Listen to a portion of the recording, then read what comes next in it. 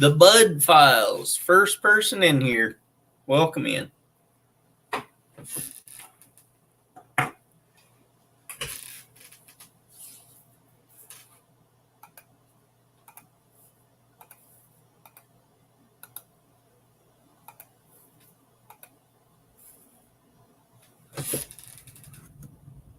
Derek David, welcome in. What's up?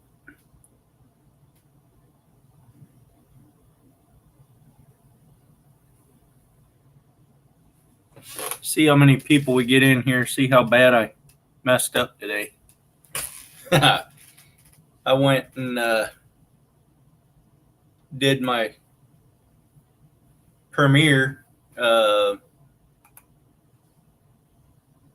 hours early. What's up, Bobby? Steve, welcome in.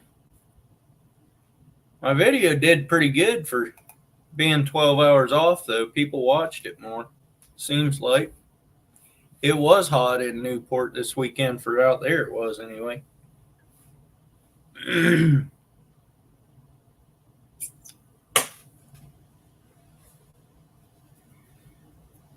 So who's going to come up? You know I'm not a very good entertainer. Steve, I shared your short out today just because I was in it. That's all. That's the only reason. Working Class Fishing Podcast. What's up, Brian? I'm assuming that's Brian.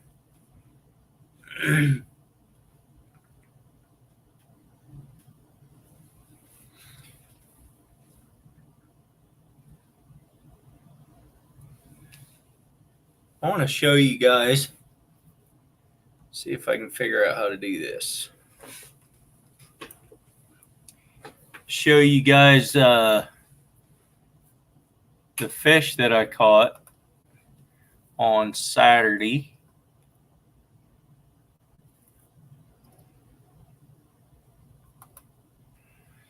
Let's see, share video file.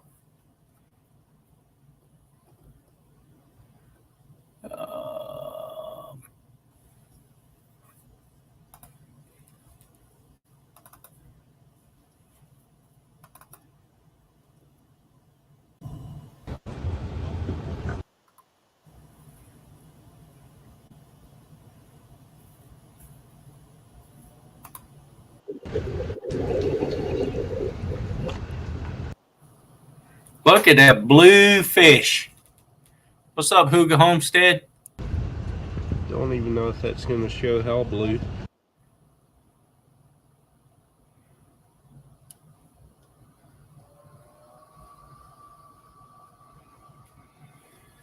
Why is it not playing?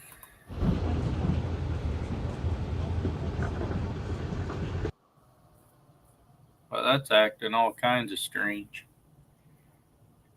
It's a super blue one.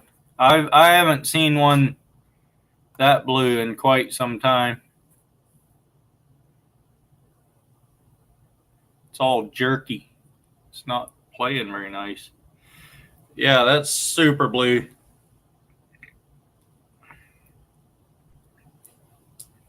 Yeah, it was a good size one. That one was 27.5 inches. Real nice one. And I tried to, oh, did you just crash on me? Guess not. I don't know what's going on. Let's remove that.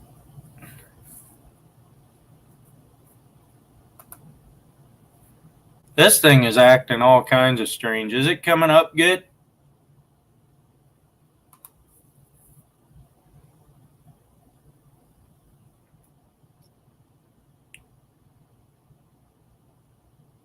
Can you hear me and see the video just fine?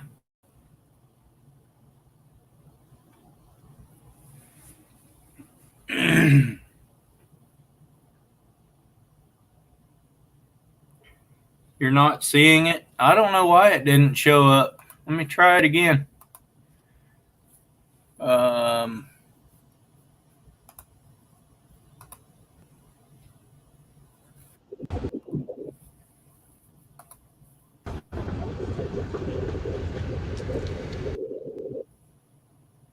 there, can you see that? Bit toasty in the valley. Don't even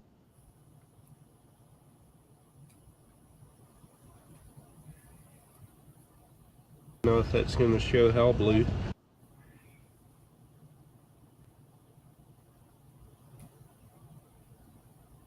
Deer Slayer, what's up? So that's not playing.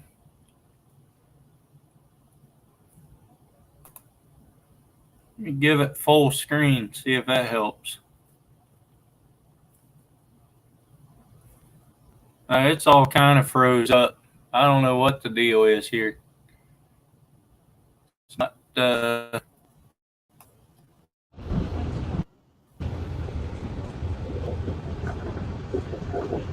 Yeah, it's very stop and go on my end too. Don't even know if that's going to show how blue. Now it blacked out. What's up, 351? Chill, Indiana. What's up?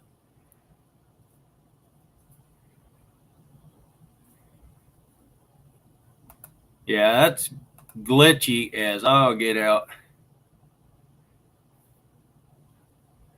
All right, enough of that. I'm done showing that. It's going to freeze me up if I ain't careful. Cancel that out.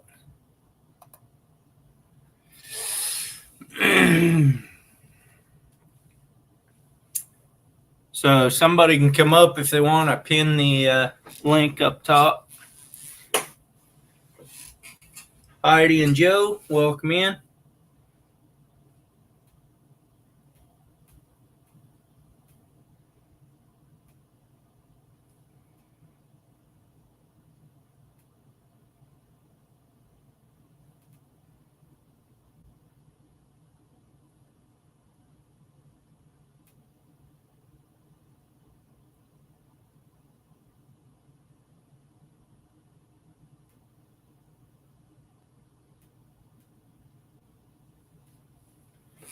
Randy, what's up? What's up, working for Jesus?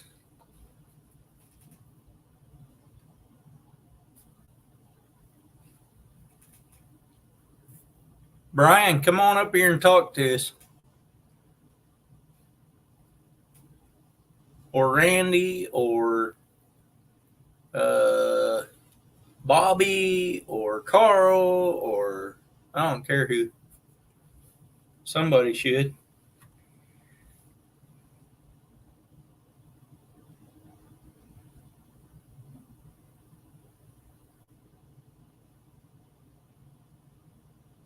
Or Steve.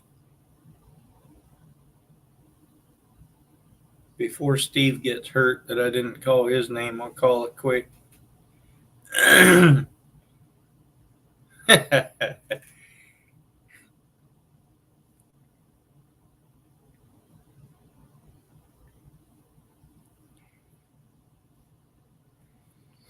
don't know. I all of a sudden got a whole bunch of videos I need to release. I should have maybe just premiered another tonight, even though the one that I did this morning was a mistake.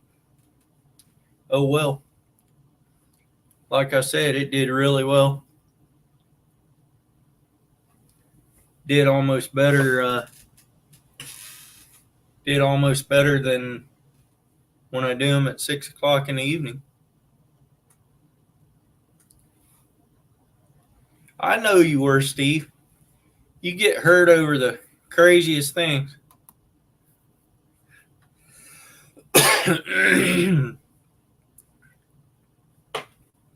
Maybe it's because you're old, though. I don't know. Where's Shannon, Randy?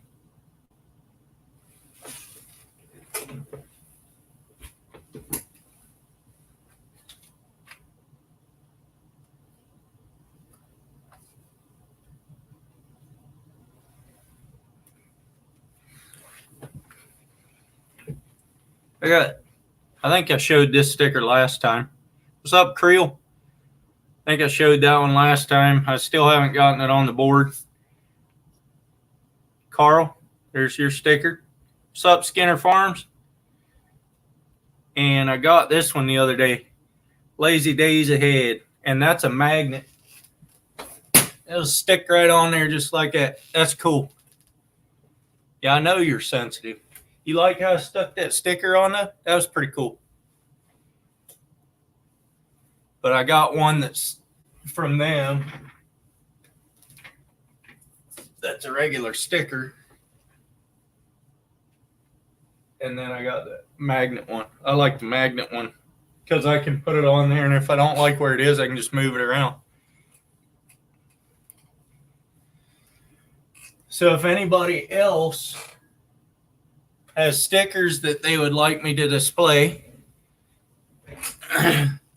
that way you can email me. My email is in my About page, and I can give you my address, and we can exchange stickers or decals or whatever you want to call them. It was smooth, Bobby. I'm surprised nobody else noticed. But almost as smooth as when I put my boat up against the edge the other day out there in the water. Steve will tell you about that one. What's up, Bernie? Some old man. Got 15 wonderful people up in here, and none of them want to come up and talk to me. I don't know what's wrong with these people, but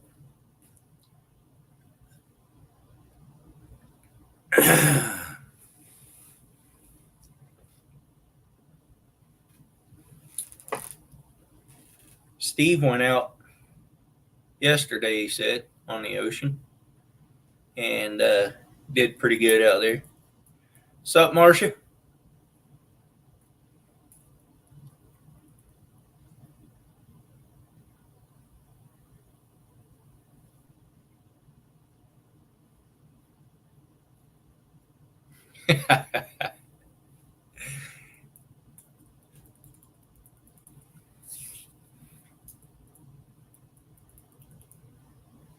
It was audible. The smack of the magnet. Thank you, Bernie. Appreciate it. I'll even stick that one up here.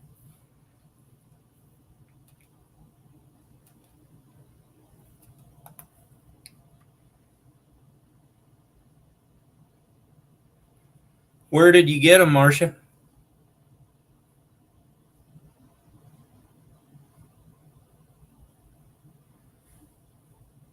There's Steve. You gonna fall asleep on me again? I might. I couldn't let you just flail around by yourself.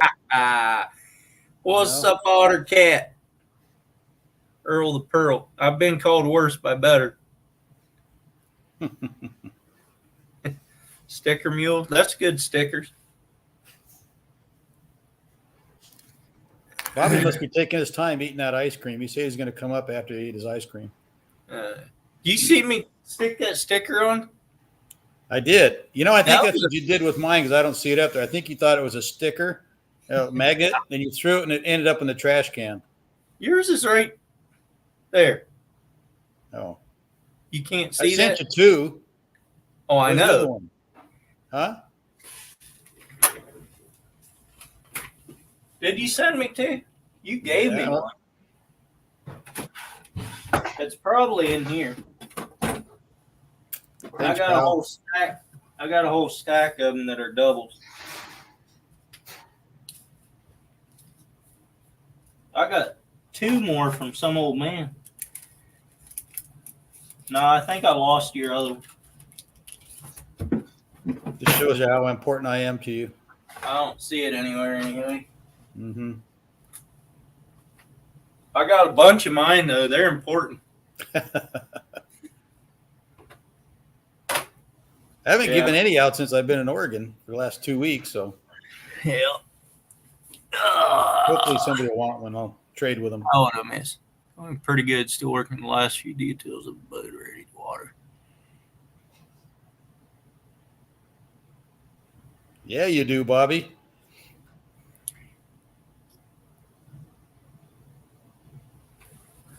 Old Creel told me on my video that he saw Steve's cousin out there My when I was cousin? crabbing. Steve, not your, no. He's always hollering for Steve out there on the beach. Or, no, Stanley.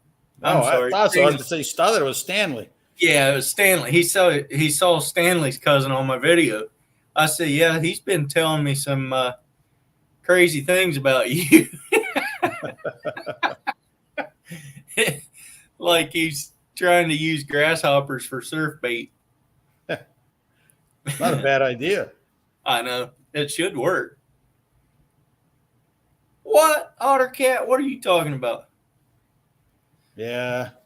See, he knows you well. So you're going to go out this weekend and try for some rockfish and lingcod? Probably, if it's nice enough. Is it supposed to be? I think Saturday's inshore will be okay. Yeah. Looks like. No, I got Monday too, because it's the 4th. The Monday's real good. Is it? Sweet. Yeah. Well, let's get together and go. Should we go halibut? No, it's not good. I don't think it's good that far out. Oh, yeah, let's Inshore. get together and go. I'd definitely do that. Probably got some guys that'll want to go, but I'd like to limit it to 4. Any more than 4 just gets too crowded, though. right. But, you know, if you just want to take them, I know I can find somebody to go. Right. But Well, I mean, we could go out as a duel too. I mean, like we could take both boats out, yeah, just hang out together, and you find the fish for me, and I'll catch them.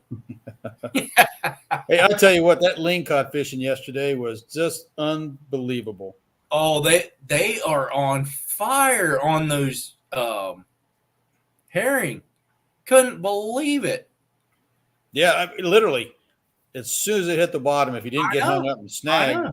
there was a fish on there. I know. It was crazy. It was that way Saturday too, kind of. It wasn't quite that fast usually, but Boy, we just, you know, every time we'd make a pass, we'd catch 1 or 2, and we made 5 or 6 passes, I guess, you know. Yeah. We caught a lot of smaller ones in that 20, Yeah. 21 inch range. yeah. That's Like I awesome. say, Creel. I think we had a 23, a 25, a 31, and a 38. So that was That's a great not day. bad. Otter Cat John from Small Water Charter said I'm running an illegal operation out there crabbing. He said I had pot on the boat and I was hiding crack.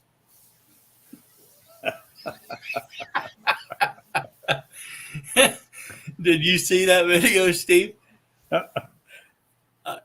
My nephew kept stooping over and showing his back end pretty Oh, glaring. was that your latest one? Yeah. No, I watched about 3 or 4 minutes and I got sidetracked and did something else. So no, I haven't got to see it yet. Yeah. Anyway, yeah, I had to. That took me a long time to edit, man. It's disgusting because it didn't do it at the first of the video, and that's when we weren't catching any crabs. So everything we started catching crabs that day about 12:30 in the afternoon till 3. That's when the good part was, and by then his shirt tail was way out. Every time he stooped over, that thing had just. It's hard to blur those little things out too. I know it is. I'll just say it's not made for kids.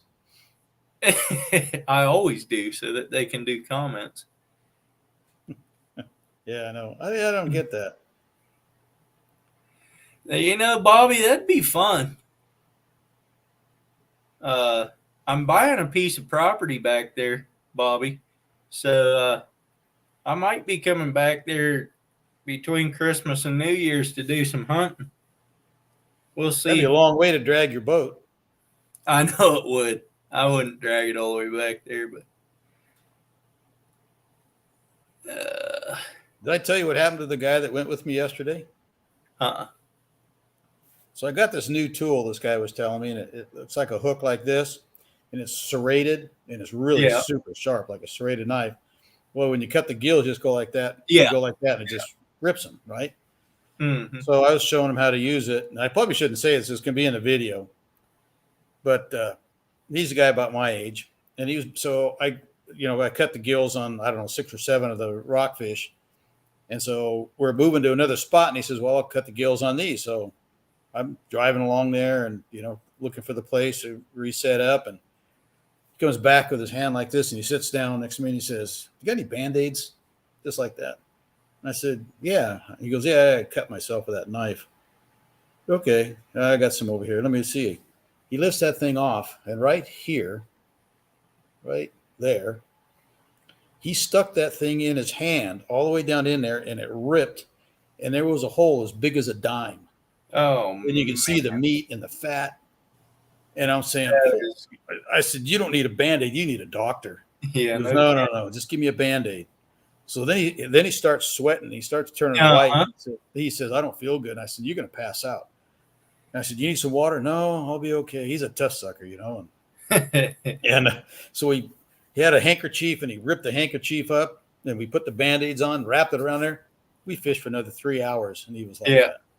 Well, I mean, he was in pain. You could tell, but he never let on that he was. Yeah. He's tough.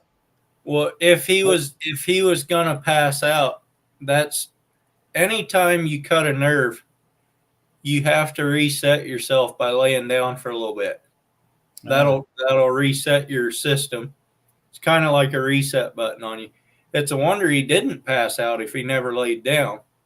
No, he just sat in the chair. But after about 10 minutes, he quit sweating and he got his color back and he was back fishing.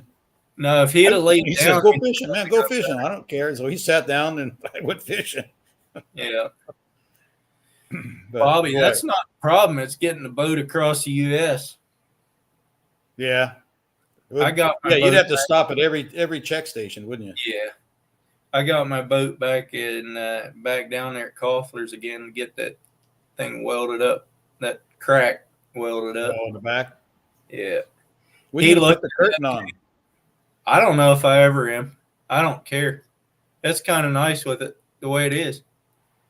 But he came out and looked at that thing and just shook his head. He's like, those guys never even put a plate on the inside. He said that thing's just hanging on the boat. I mean, like on the 1/8 inch, whatever it is. So he didn't put a plate or gusset or anything on there then? Not the guy that mounted it before. Right. And that was mounted when I got the boat. The thing was. The motor mount was.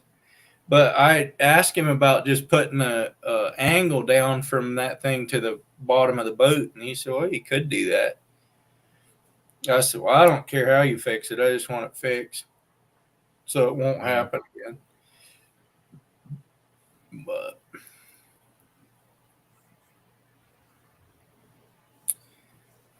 yeah, I think I'll probably be out Saturday and Monday, would be my guess. I wonder how crowded it's going to be with it being 4th of July weekend. I don't know. Looking at the traffic here on the coast, it hasn't changed from 2 years ago.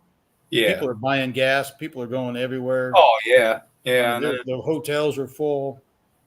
The parking lot was 3/4 full yesterday, the middle of the week. So I know the gas prices don't seem to be hurting everybody as much as they thought it was. Which is kind of sad because now they know they can get it and they'll just leave it there. Yeah. I think they thought maybe people would drive less, but unless everybody's putting on a credit card, and in 2 or 3 months they're going to go, oh no, this is hurting. That could be too, but yeah, I didn't burn a whole lot of gas the last trip. I just eased down there and eased back. I wasn't in any hurry, but yeah, I don't think I moved. The gas gauge didn't move on the boat yesterday, but I probably burned 6 or 7 gallons anyway. That's because yours don't work. What, the gas gauge? Yeah. Everything on my boat works. Ottercat says he pulled a treble hook out of his thumb that was buried past the barb last week. It didn't bother him, but his wife about passed out. Yeah. That'll happen. You know what I did, Ottercat, on Saturday? I went out in the ocean on my boat and did something I've never done on my boat before. Caught a fish. I puked. And I hope we got a video of it. I don't think it was playing. Even if it was, I could edit it out. But that's no fun.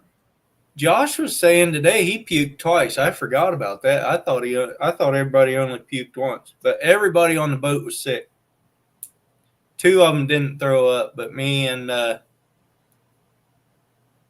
Parker, who never throws up, and Josh, all 3. What's up, Brian?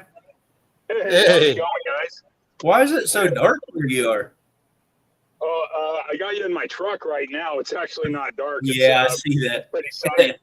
Yeah. I'm gonna probably set you aside here, but no, I'm getting ready to head out fishing, and I was like, well, I'll pop in on the live while I'm driving out there. So I figured see what you guys were up to, see what everybody else is going down with, and I'm gonna head up and see if I can't get some panfish here.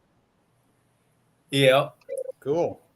I wish you could get me some shad, but Oh, I can get you shad. That's not a problem. There's plenty of them out there in the world.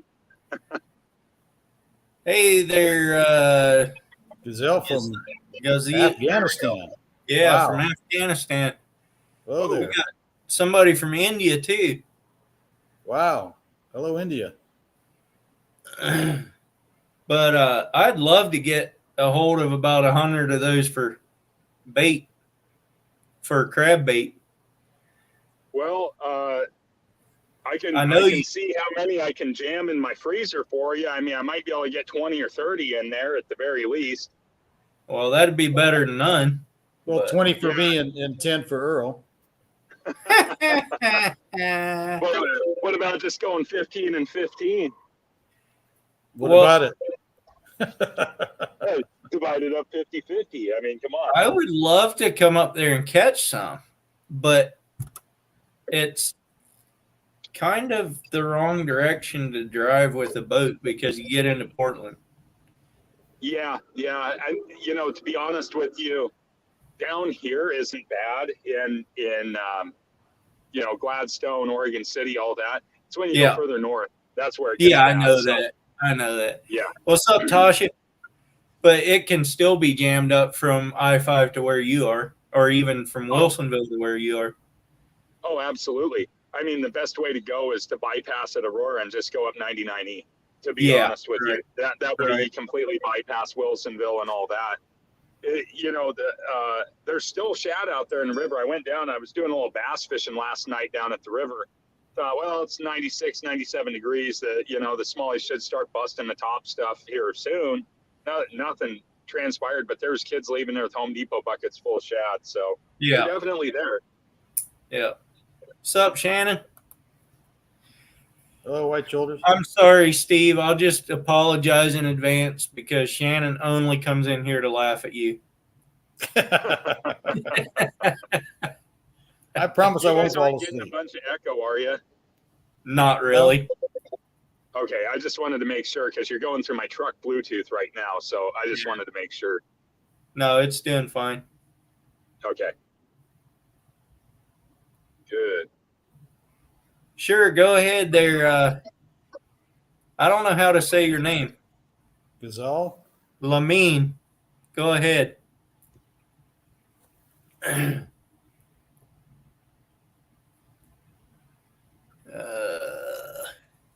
So, Earl, you were out Saturday. You guys had a pretty good day, even though the conditions were a little rough.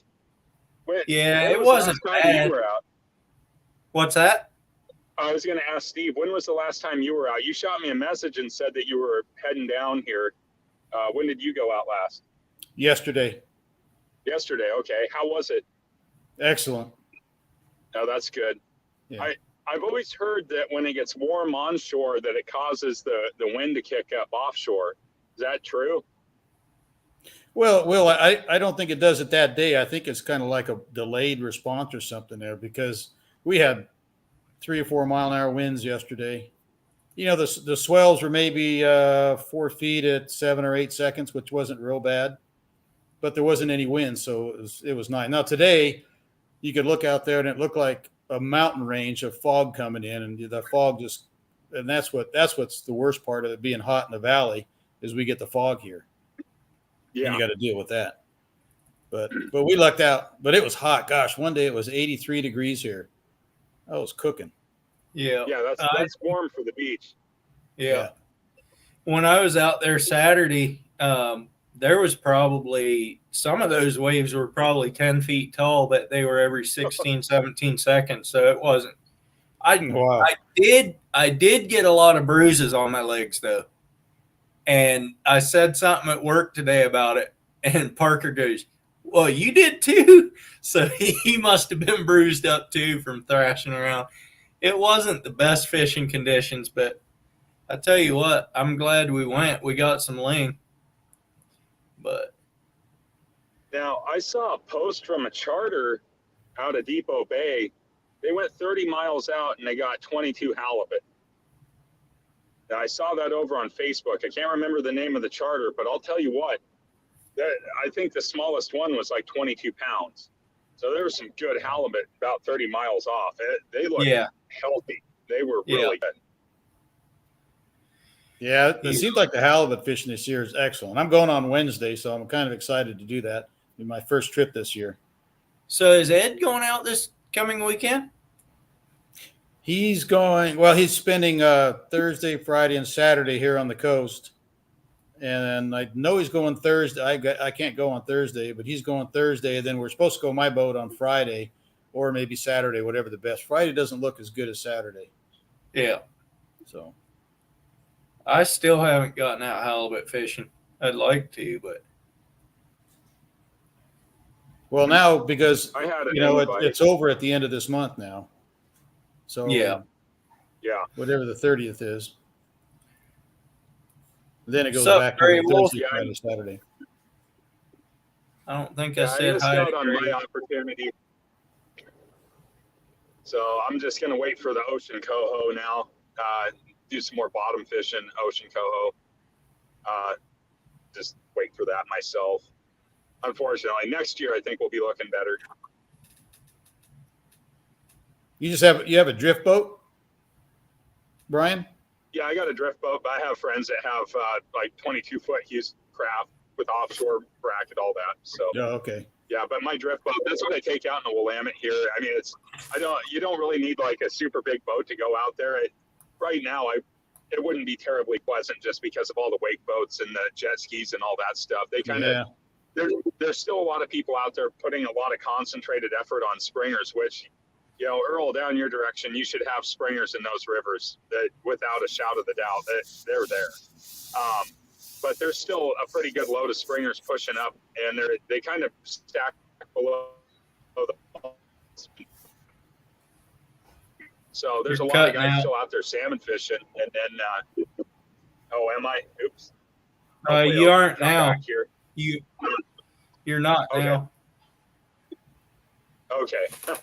A lot of guys are still concentrating on the springers down below the falls, but I've been seeing a lot of people catching springers. Well, there's summer Chinook now on the Columbia, and they were pretty much saying that too bad we can't keep these. They're all hatchery fish, but they closed it down, so can't keep any of those. They're catching them on shad darts.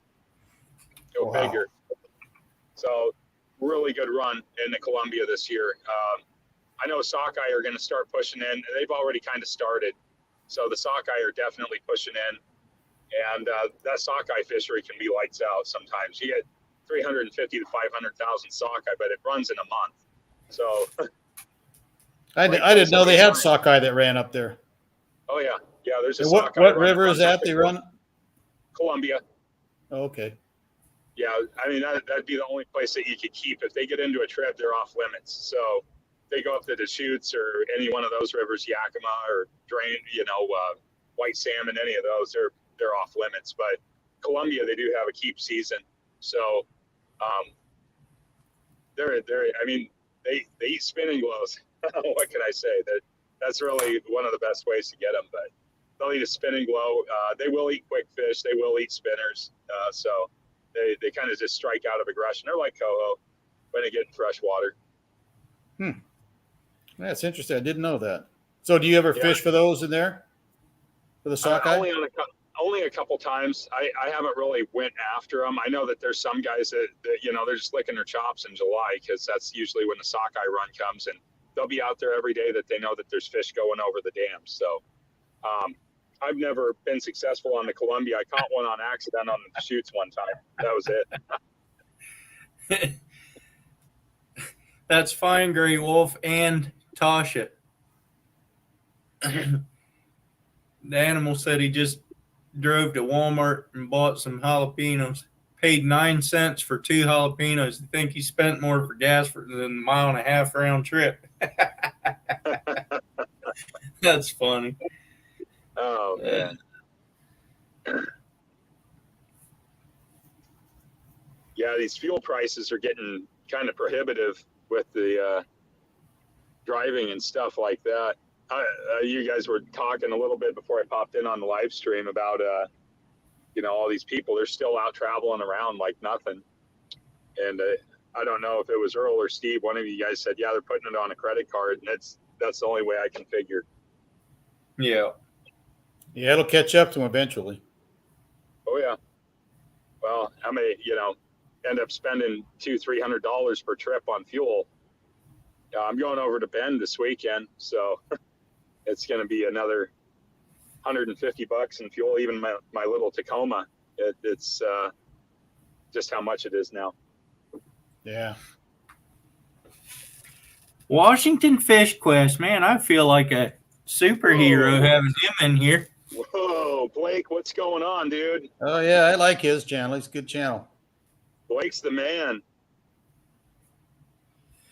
I'm glad he popped in.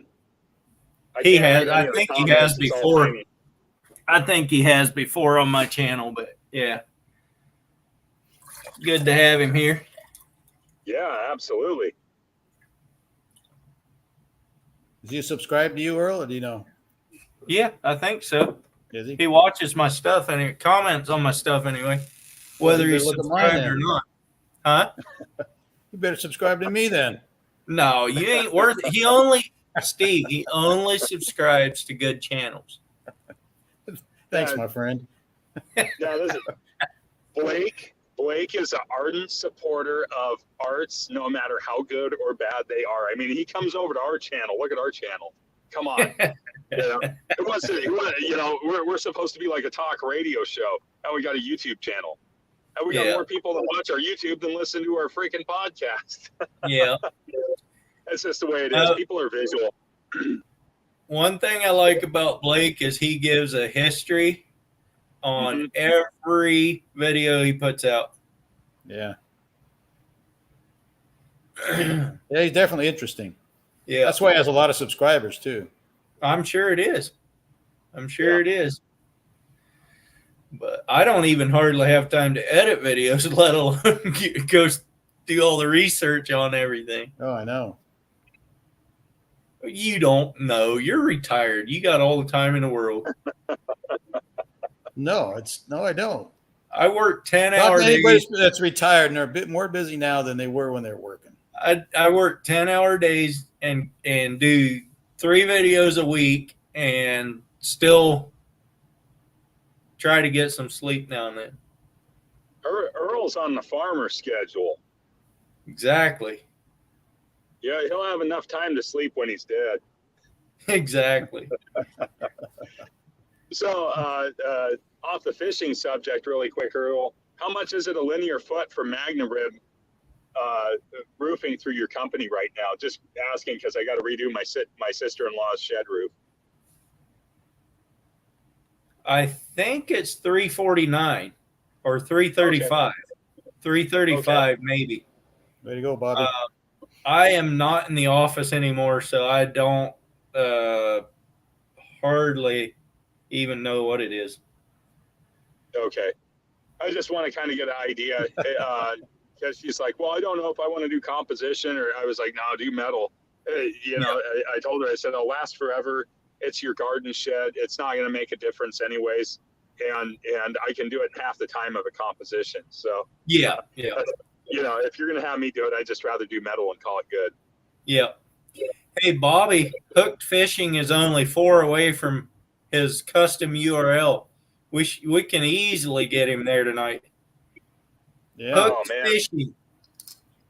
You see Let what me- Washington Fish Quest Bobby, said? let me know. Let me know if I got subscribed to you, Bobby. Okay, because I'll make sure I take care of you. We're trying to get to 500 so we can get our community page. That's I that's know, me too. I was trying to share you and Steve out today. Yeah, I saw yours. Thank you for doing that. We really appreciate that. Here is Hooked Fishing.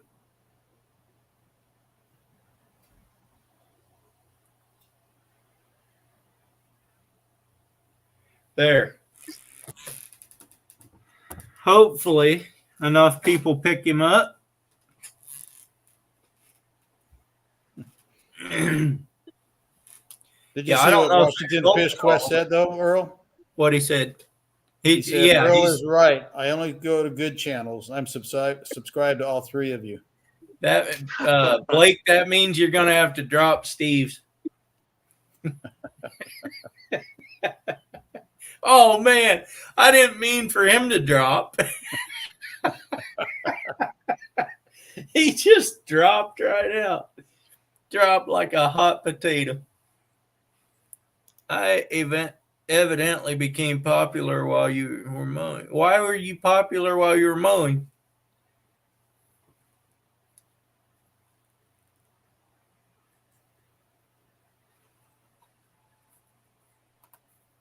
You didn't have to drop out. Yeah, he was talking about me, not you, Brian. No, I know. I hit the wrong button. I'm over here trying to get everything adjusted. Live streaming while driving, and hopefully there's nobody like too official watching this. So Even if they are, it's a little hard to find where you are. yeah, unless Exactly. I'm implanted with a chip or something like that. But the last time I checked, I don't set off airport metal detectors or anything like that. Blake says Brian's clutch must have went out. Only explanation. Sorry, Blake. It's automatic, dude. Oh man. That was one thing I did. I asked when I bought this truck. I was like, "Can I get it in a manual?" They're like, "Huh?" I was like, "A manual transmission, clutch, all this." I got the most puzzled look from the people at the dealership. I was like, "Okay, never mind." I guess Randy, you can't get Randy, I mean, there's probably a reason why you come in here and talk bad about everybody like I do. Nobody asked for me either in lives. He said he was in 3 lives and everyone asked for Shannon, not him. Can you blame him? No, that's what I said. He is always talking bad about people like I do. Nobody ever asked for me or Randy.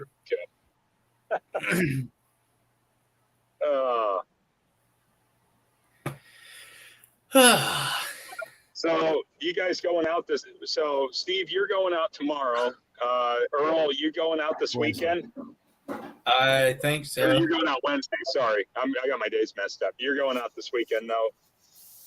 I should be out there Saturday and Monday, Okay.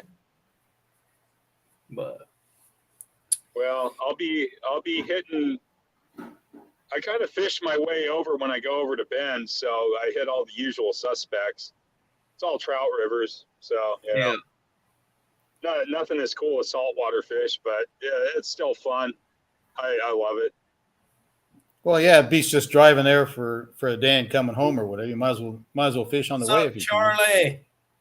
Oh yeah. Well, we'll be over there for 5 days. We're camping, so Ah, we'll fun. be. Oh yeah.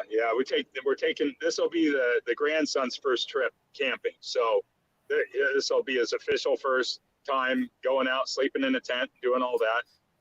He'll never remember it. He's only 10 and a half months old, so. Oh, yeah.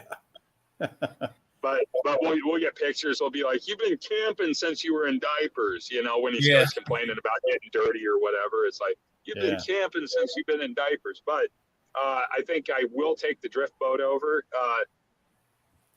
I got a 2-stroke outboard on it. My only concern is the high elevation. You guys got much experience with going from lower to higher elevation? What running performance is with those? You ever have issues with that? Yeah, I have. I think you lose a little bit of power when you get up that high, but I don't think it's going to affect you that much. Okay. I mean, it doesn't matter. It's not like I'm out there, trying to get up on plane and pull people on a tube. I'm just, Right. I've heard that sometimes it makes the starting difficult if you don't rejet the carb, but I know that's a fact for a chainsaw. My dad bought a still, got like an MS219, or I got it for him. I got it from the logging supply up in Estacada, and he took it over to his property in La Pine, and it wouldn't start. He brings it back home, it starts, and he calls him up, hey, I can't start this thing. Oh, we got to rejet the carb. So they had to put a different jet in the carb. And this was like a 2014, 2015 chainsaw. You'd think that shouldn't be an issue. You had a Husky. Those are fuel injected, though. They're different than the old ones. Oh, okay. So, You think the fuel injected would be better? You would think so, but Yeah. it is new technology that's not always better. Only in humans, the younger it is the better. Yeah. Remember that, Steve. I don't even hear what you're saying. I'm reading these chats. By the way, Dan, I do miss you when you're not in here.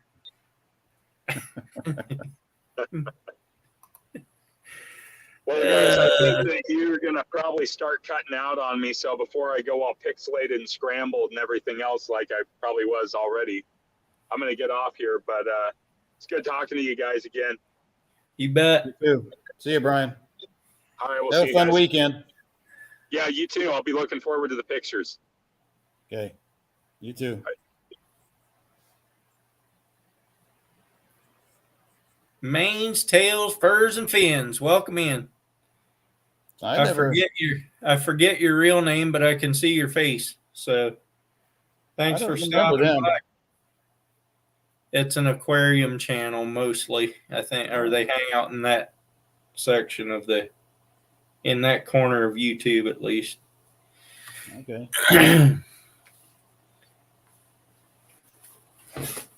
But welcome in anyway. Well, I think, Bobby, you need to come up here. Yeah, Bobby probably does. Because I got to eat dinner. Randy won't ever show his face. Well, Daniel, what are you doing tonight? You could there's come a lot up. of good people on here. Some will come up. Skinner Farms.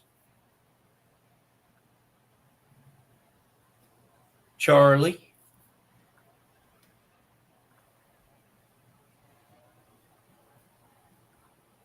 Somebody could come up.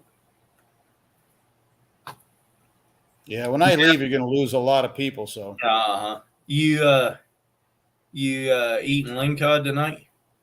no, we had that last night actually. Yeah. No, we went to Florence today and just to get out of the house and walk downtown, the old part of town, and I had the best hamburger I've had in my life. I've eaten a lot of hamburgers in my life. Yeah. It was garlic, blue cheese, onion hamburger.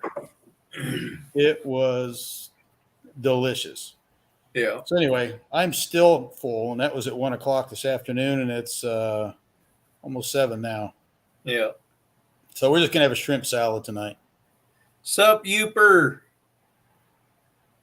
Yeah, Randy, come wake me up. Hey, Youper's here. Need to sit him on one of those big crabs and see if that wakes him up. Yeah. He's barely big enough to squish one, so. Yeah.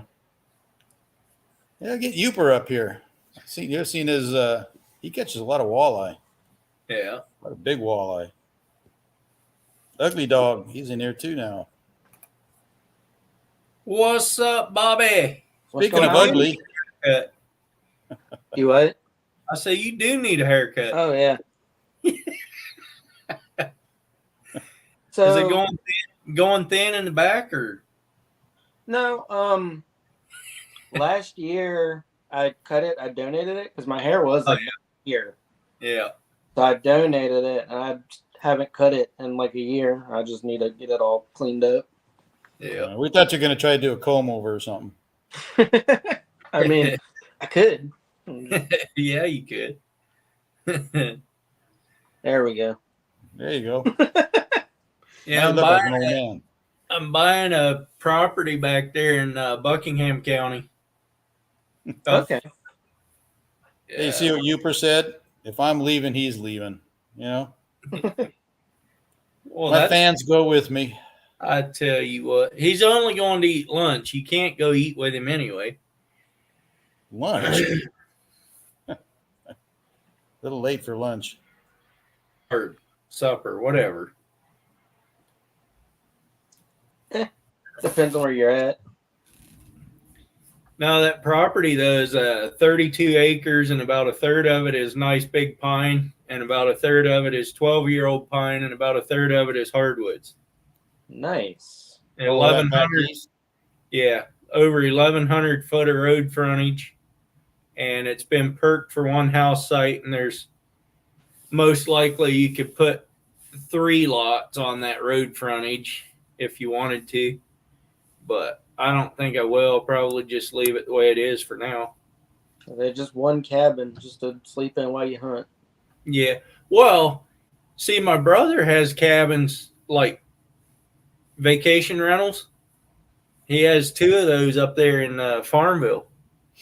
And I was going to build one there on his property, but I don't know. He's too busy to get that around, and I'm not driving all the way back there to do it.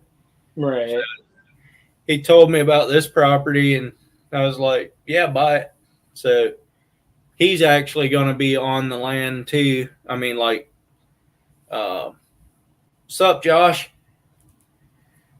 He's going to be part owner of the land, but I'll be the one paying for it. And he's just going to be owner so that he can hunt it for free. That's all. Right. But, Yeah, Slager Outdoors. I like his channel. yeah, he has a good channel. Yeah. Slager, do you have decals for your channel? Because I should probably swap them with you if you do. If you want to. Yeah, I'd like that too. A copy. Go give him to Bobby. He doesn't do anything with them. No, I do. I do.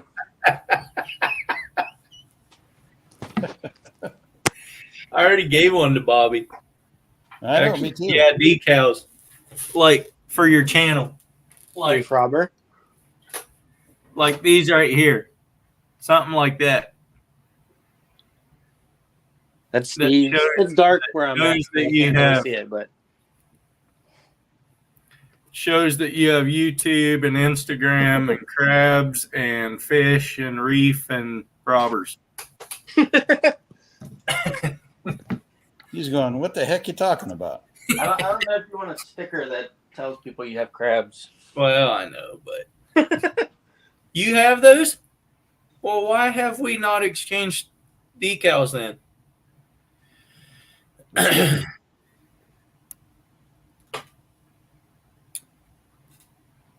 All right. How do I change my URL name?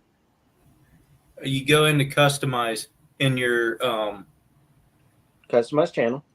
yeah, Did you get it? yeah, he's got it. Customize URL, and then you just type in what you want it to say. Earl, the reef robber. No, you don't want it to say that. You might get way too many followers. I might wanted to say that then. I still have 75 to go before I hit my community tab.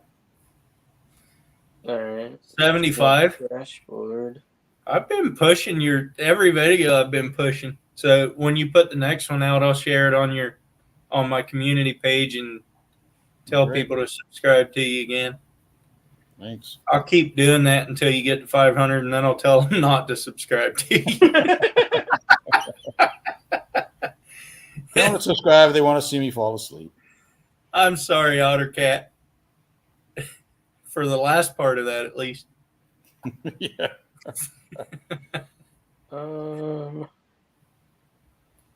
Maybe I have to wait a certain amount of time. They may have to approve your new subs. Gotcha. Yeah.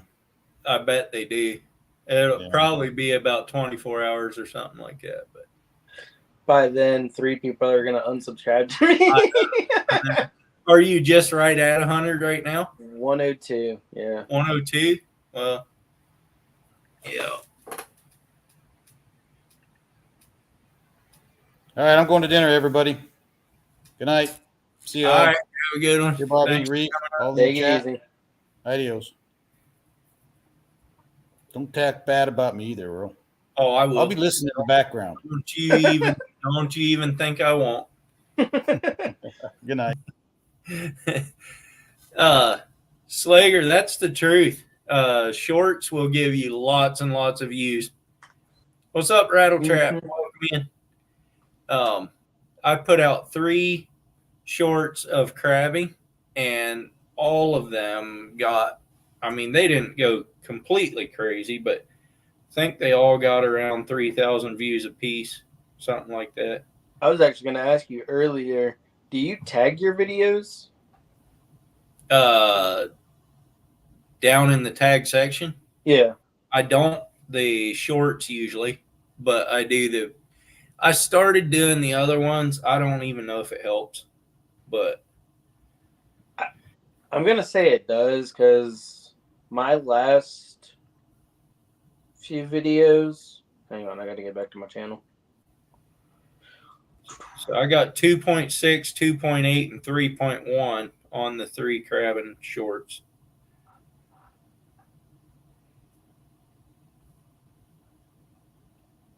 Yeah, so my catching monster stingrays, I changed the thumbnail and added a bunch of tags, and it went from like 60 views to 1.9. 1.9 thousand. Yeah. But it can do that without tags too. It'll go flat for a while, and then it'll all of a sudden just jump, and then it can flatten out. It was sitting there for like a month and a half at like 67, and then the night that I put tags on it, it jumped up to 1.8. Like, well, that might have done it, but and then my catching sea trout at Buckrow, same thing. I put tags on it, and it went up to 800 quick. yeah. So I have one that I put on from way back, and it was one of the first videos I ever posted, and it's not even in. I don't even think it's in the short format, but that has the most views of any of my videos on my channel, and it every once in a while to get 228 days. I mean, it just jumps every once in a while. But yeah, tags do help. Tags in the title, I always do the hashtag shorts, hashtag short. Yeah. Or yeah, I've done those in the title and also in the description, but I haven't done them in the tag section on the shorts. And maybe I should. So the more you write in your description, and when you go back and like put tags in, the more that they correlate with each other, the more views you're going to get from it, because it's like 2 different things forcing it in the same direction, essentially. Yeah.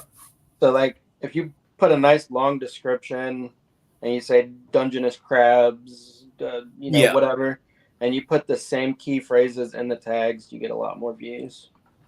So if the same person watches the video twice, does it count as 2 views? I believe it does Not if it's in succession. Right. If it's in, say, 30 days of each other, it will. I'm not sure if it does closer than that or not, but I think it does if it's within, I mean, like the next month for sure. I'm not 100% Honestly, I don't think it has to be even that long. You I don't think it's like 3 views in between. So like if someone watches your video and then they go watch like 3 other videos and they come back and rewatch yours, I think it'll count it. Oh, okay. It can't be in succession. You just can't put it on replay and let it Yeah, keep right. going. That won't count.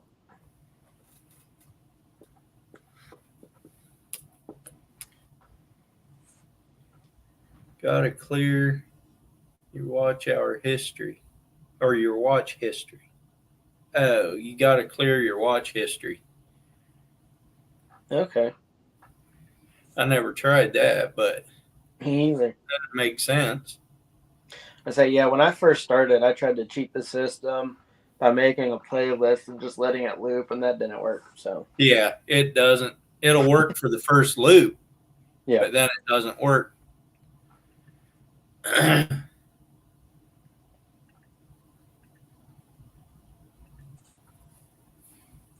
If you type the same word twice, for example, hunting and hunting deer, that will hurt your channel. Hashtag each word separately. Wait, what? Instead of hashtagging hunting and hunting deer, you just do hunting and deer. Hashtag hunting. Okay.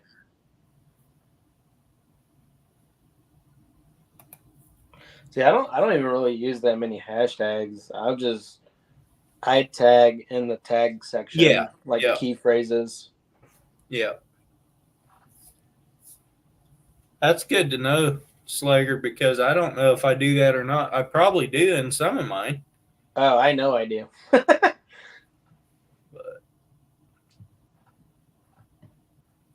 What's up, Tristan? It has been a while. How are the chickens doing? You probably have a garden by now, too. How do you clear your history? You take a whiteboard eraser and erase your phone.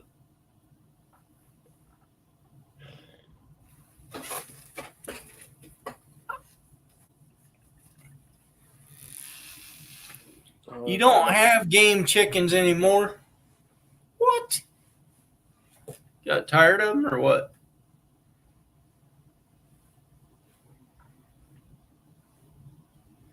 Yeah, whiteout. That's what it is, Randy. that's how you clear your history, Steve. Whiteout.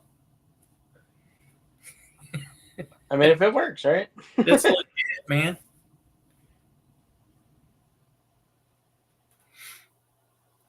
It was so hot out in the ocean on Saturday, though, that we were coming back and that it wasn't quite enough water splashing up on the windshield to use a windshield wiper much. And so the water would splash up there and it'd about right away evaporate. By the time we got in, the windshield was completely white with salt, just white. Too much work, wasn't doing anything with them, so I got rid of them, just got quail and laying hens. Well, that's cool.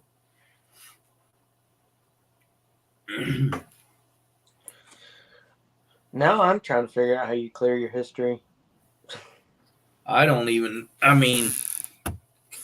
think you go into settings, but that's the reason I didn't answer you, Steve, because I wasn't sure how to do it myself, but I think I can figure it out. Yeah, that's what I'm trying to do. I'm on Hooked Fishing's thingamajiggy. Let's see. Manage. Edit.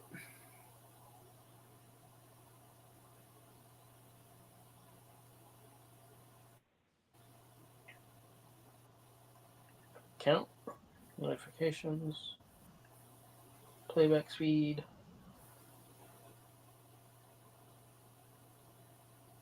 Oops.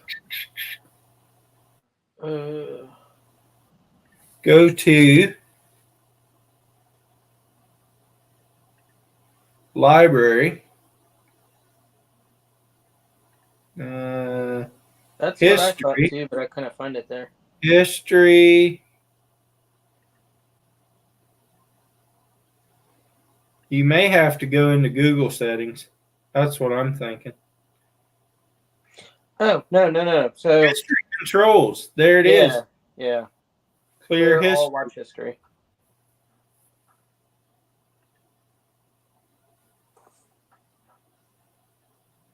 There you go. I just cleared it.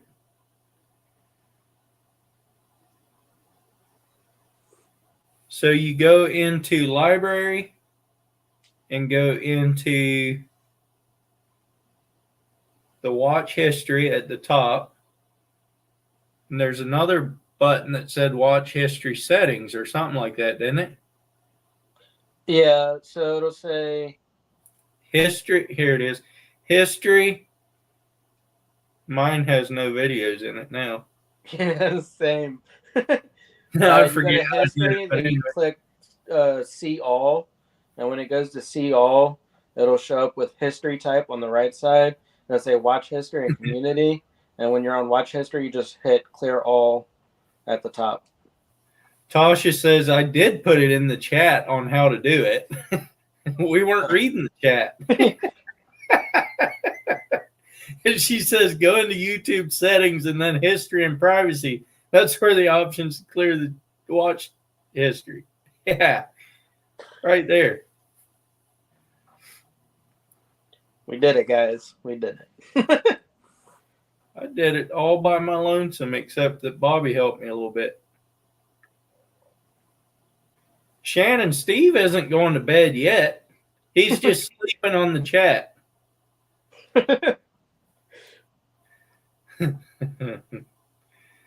PA Trapping, what's up? And Juttingen Ramison. Boy, I'm terrible at reading names. Welcome in, guys. Jut and Jen Rasmussen. Yeah, I think that's probably a better rendition of it than what I did. Yeah, he's just napping, Randy. He's old enough, he got to get his naps in. He's going to pop back on. He's not going to have a beard anymore. Because he shaved it in his sleep. Yeah. Either that or his wife shaved it for him. Oh, yeah. So why did we clear our watch history again? So that it counts when we view our own videos. What's up, Backwoods Misfit? Right. I have like 3 other channels, so I can just watch my own videos. I do too. But he says it's close enough to whatever we were saying. I don't remember what we were saying, but Rasmussen.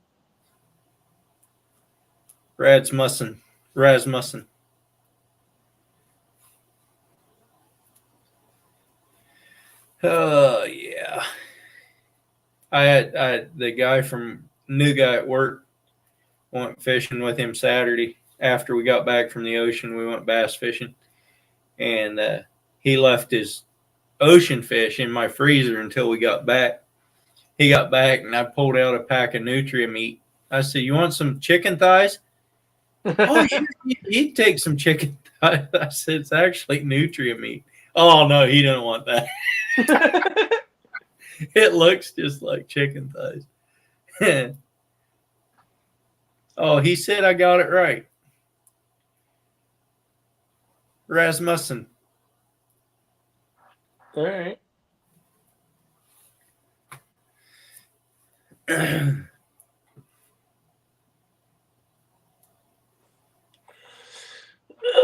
Are you just calling your husband old?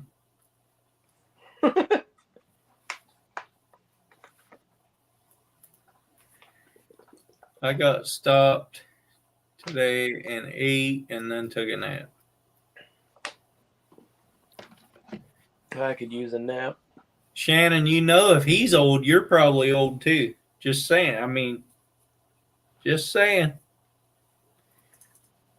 Earl, that's how you get in trouble. I know. I'm good at that. So where I got my boat fixed, I walked in there today and I talked to Joe, the guy I've been dealing with, and his wife works in the office there too. And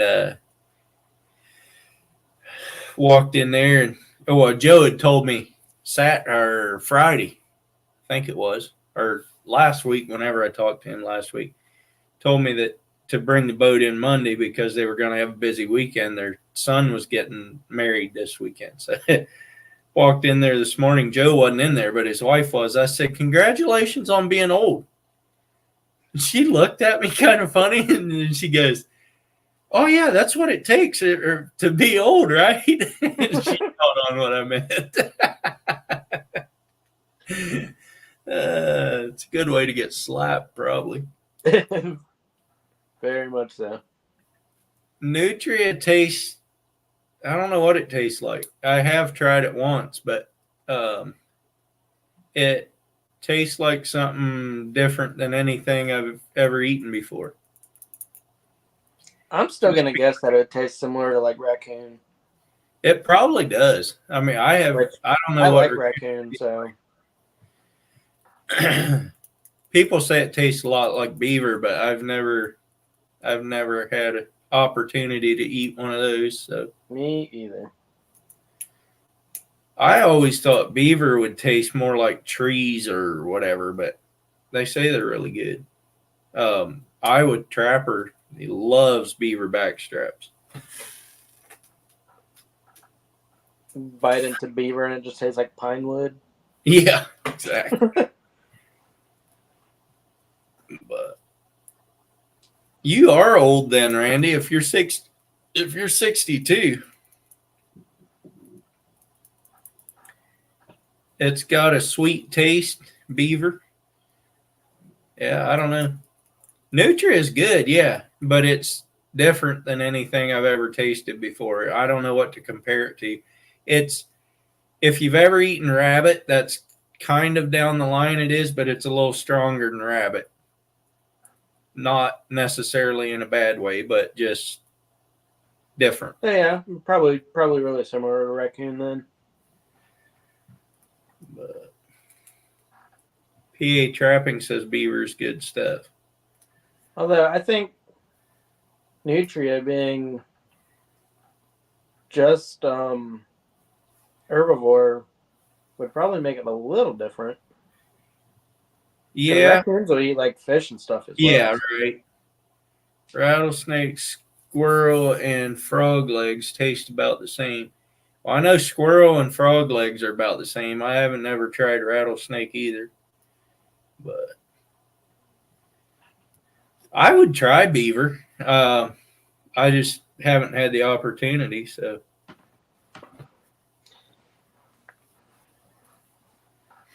Nothing wrong with meat rabbits. I just ate nutria the other day, actually. I took some of my brothers down to where I work, and Parker grabbed a bag of jerky and it's like, here, you want some jerky? And I started eating it and gave it to some of them. He's like, I'll tell you what it is after you eat it. I was like, what is it, nutria? And he goes, yeah. So some of my brothers ate nutria too before they knew what they were eating. But it was really, really tender jerky. It made great jerky. But I think I heard Earl say he is going to be in Missouri. I probably will at some time in my life. My wife's sister lives back there in about 30 miles east of Springfield. I'd like to go out to Missouri and do like a 48-hour camp on the water Lake of the Ozarks fishing trip. Iguana is better than rattlesnake. That's another thing I would like to try to eat. Florida. Go to Florida. I know. I've eaten alligator, but that was in a. Look who we got up here. What's up, Blake? Yeah, not much. You know, Got an echo in your thing. You got to turn the YouTube side off. What's that? You have to turn the YouTube side off. Oh, okay, cool. Let's see here. Just Or mute mute it. That fix it? I think I killed it. I think it did. Yeah, No, all right. it's still echoing. Oh, dang. Let's see. Huh. X. Go to the YouTube side and just hit mute. Well, it's weird. I could swear I'm off it. Huh. Well, I tell you what. I'll go join for my after. What's that? Still on there. Still on there. Well, I will. I'll go join for my computer. So I'll be like 2 minutes. Okay. Cool beans. White shoulders. To me, gator is a little more like pork than catfish. Well, the stuff I ate was so breaded it wouldn't. You could barely taste the gator, but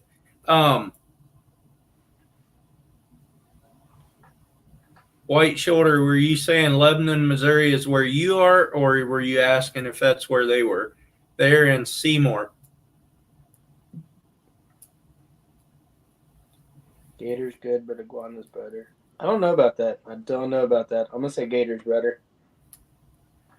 Have you eaten iguana? Mhm. Yeah. Don't get me wrong, it's not bad. It's really good, but I'd prefer gator.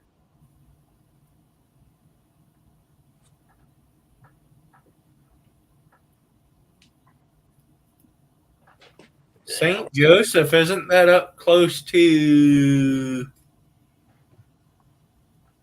Kansas City?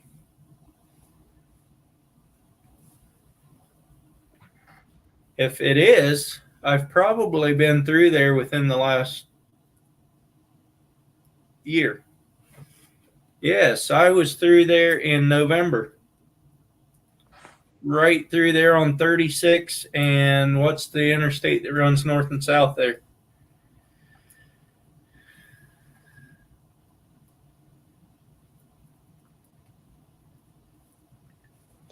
I used to know the answer to that. 29, yeah. Yep. Sounds right. I wanted to say 25, but I knew that wasn't right. Yep, went right through there.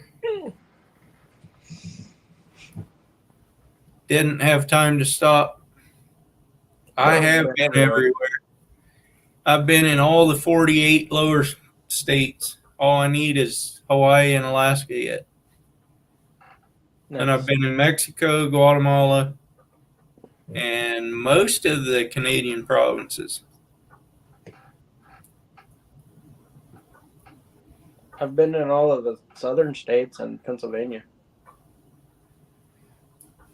I'm sorry you had to go to Pennsylvania. Me too.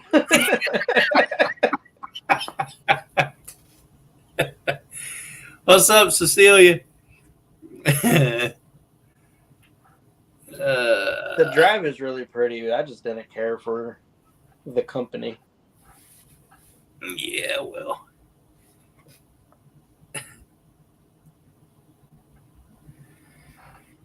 I was also in BFE, Pennsylvania. I don't know if any of y'all know what Fort Loudon is. It's a terrible place. Don't go there. I've heard of it before, but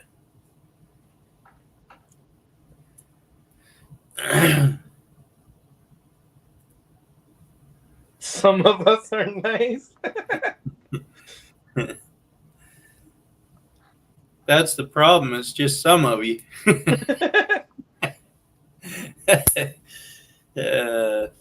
I'm sure you'd get used to living in Pennsylvania if you had to, but I don't have any desire to live there. Me either. Honestly, on the East Coast, anyways, I can't live above the Mason-Dixon line. I just don't fit in. Yeah.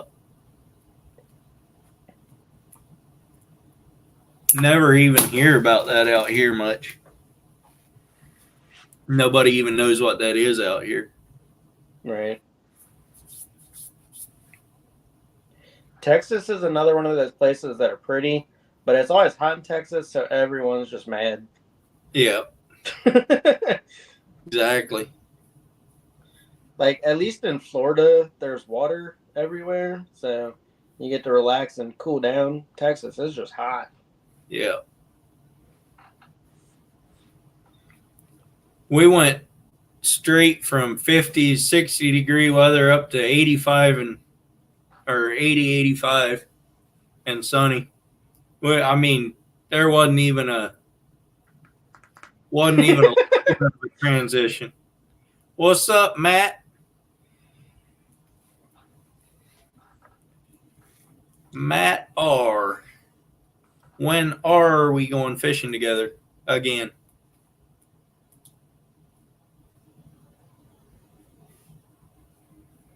Galveston and Six Flags. South Padre Island's pretty nice, too. If you're not there when all the tourists are there.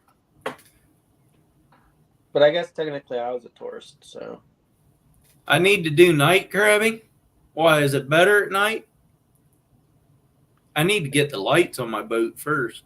Isn't all fishing better at night? What's that? That isn't all fishing better at night? I don't know. Been a busy few months. Have you, Matt, have you been slaying the springers? Off the hook raid coming.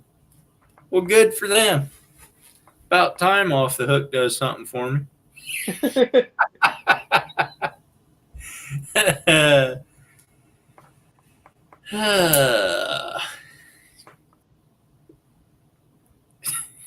Daniel,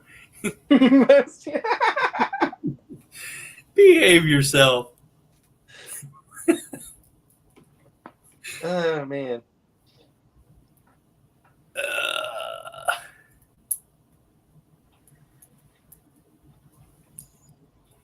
What's up, JJ Drones?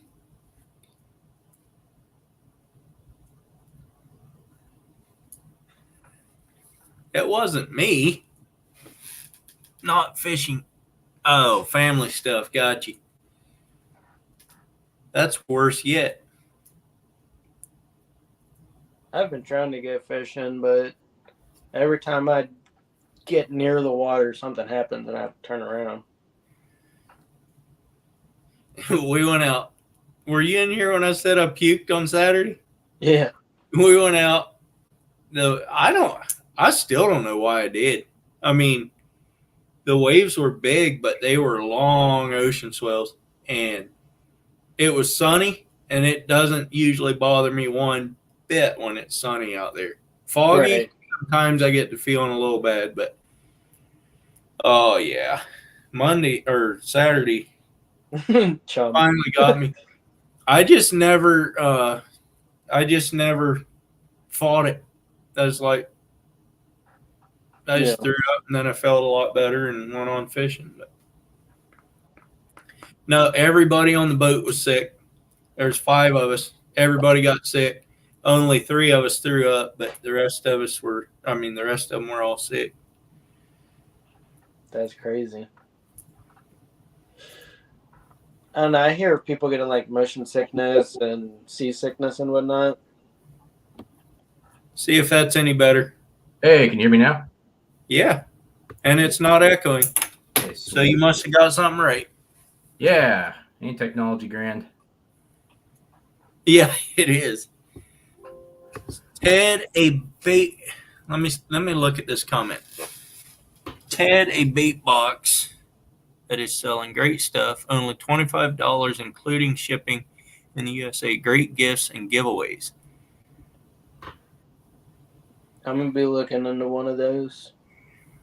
I should give a couple of those away on my channel. That's what I should do. I haven't done a giveaway for a while. What's up, Jacob?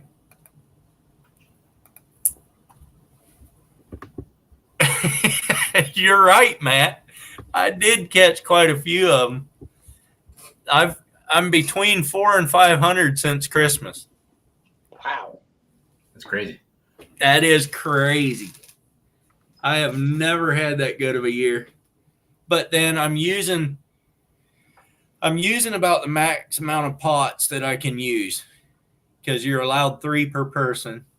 So I've been up to 15 pots. So that's a lot of pots, and you can add numbers up pretty quick, even if you get 1 per pot. Yeah. Hey, Ted, thanks for coming in. Thanks for sending everyone over here. I appreciate it. Ted, come up and tell me about that. I want commission. What? Raven Cat said, Ted, told him about the bait boxes. I want commission. Yeah, Ted, come up here and tell us about that. Since I wasn't on your live and most of these people weren't. Here he comes. Yeah. What's up? I don't know.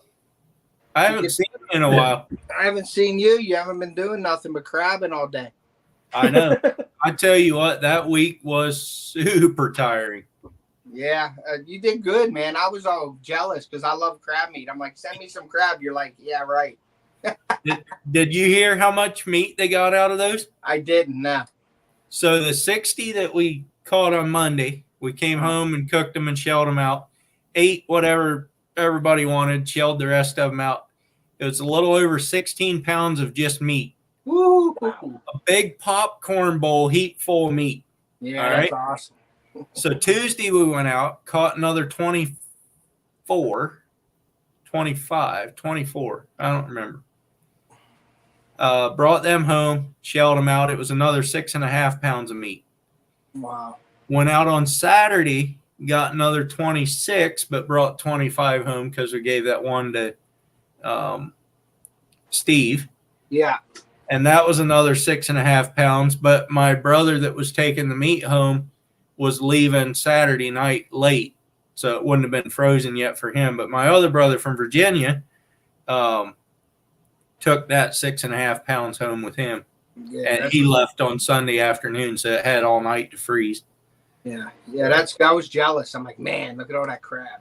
Yeah, that's a lot of good eating right there. Let me ask you something. If you say you have crab and you get, in the shell and everything, say you have 100 pounds of crab in the shell. Yeah.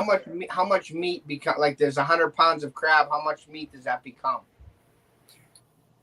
I don't know. I don't know what a crab weighs. A big ocean crab is about 2.5 pounds, I believe.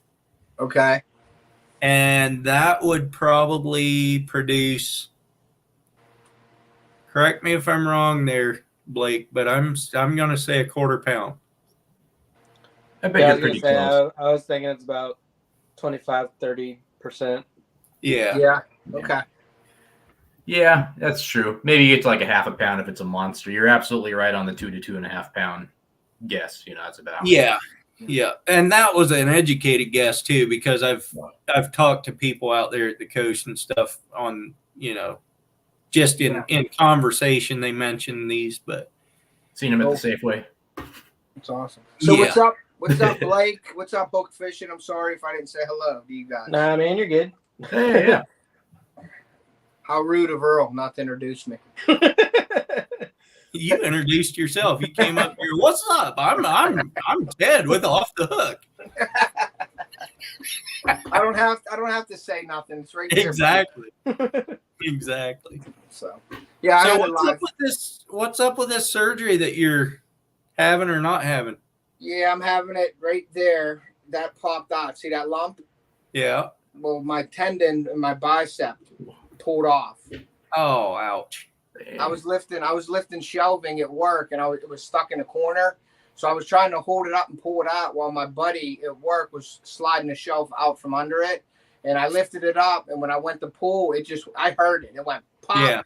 Yeah. It sounded like a rubber band snapping. Like, Yeah, I bet. he heard it too, and everything went numb from my shoulder to my hand. And he's saying, "Grab it," and I'm like, I said some other words though, but I was like, "Hold on a second," and I'm shaking my arm. And about a minute later, I got to be able to use it again, but it just hurt so bad. I worked for another 2 hours. Thanks, Raven Cat, appreciate that. But I worked for like another 2 hours, and then I couldn't take it no more. I had to go. I called my boss and said, "Listen, I got injured. I got to go." And I went to Med Express, which is known for being a really, really good doctor. And I am being sarcastic about that. Yeah. So I go down there, and I think I was at the doctor's office for a total of 3.5 minutes. And that's from getting in and leaving, and that's registering and everything. I went in, the guy looked at it and said, "Yeah, you pulled something. Here's your restrictions." And I went back to work. And then the workman's comp thing got a hold of me, and then I had to go to an orthopedic. So it took me, I got hurt on June 6th. It took me to today to find out that I needed surgery. Oh, yeah. So it was almost a month, but I was working the whole time. So workman's comp, you know how that works. If you're working, it's a slow process. But if I was off and getting paid, I would have been in there. I would have been in there that week. I would have been in there that week, and I would have had surgery already. But I just went through the process of what I had to do, and then today I got scheduled, and they're supposed to drill through my bone and put a button on my tendon and stick the button through the bone and out the other side, and then screw it together, and that's supposed to make it normal. Eric, what? $50? Holy smokes! That's awesome. I appreciate it. Gas money, buddy. That's gas To money. do that though. Big Tiny's in here for an off-talk great. Thank you, Big Tiny. Otter Cat's in here. Raven, that's awesome. Derek, $50. That's good. I really money, appreciate that, Derek. You sure don't have to do that though. I don't know if anybody's ever given me $50, and I'm talking about in life. Same.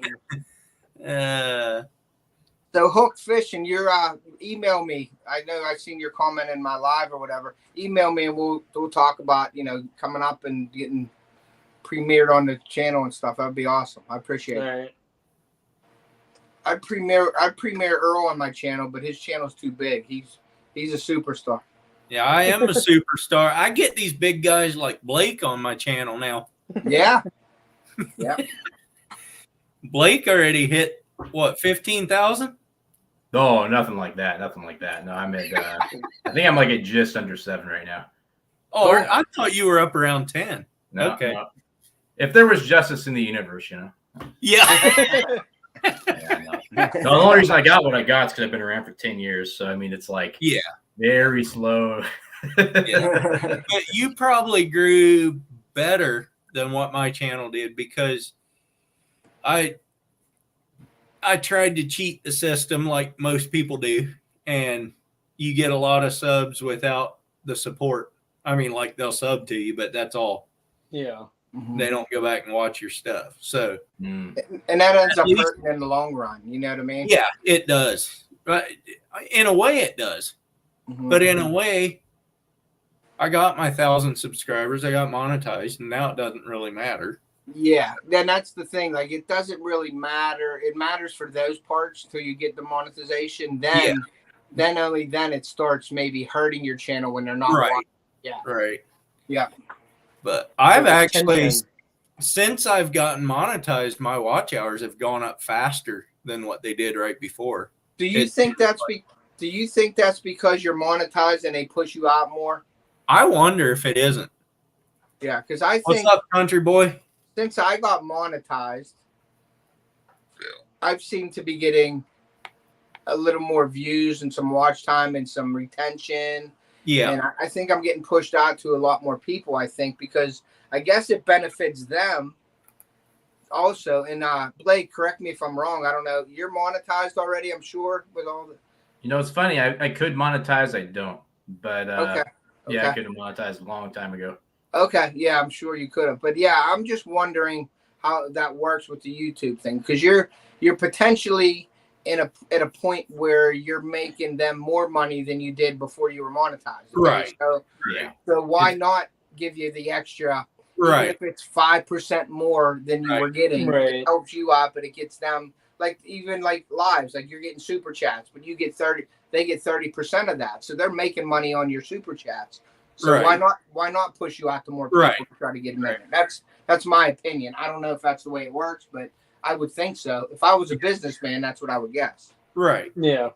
You know, Matt, Steve is doing some fishing videos. He went out yesterday, and him and Ed were out last Saturday, a week ago. Is that right? I think so. Yeah. And I think that's all he's been out so far. Yeah, I haven't seen much with Steve for the videos in the recent couple of weeks. Yeah, he has. He just got back out here to Oregon, so he'll be putting out more content now.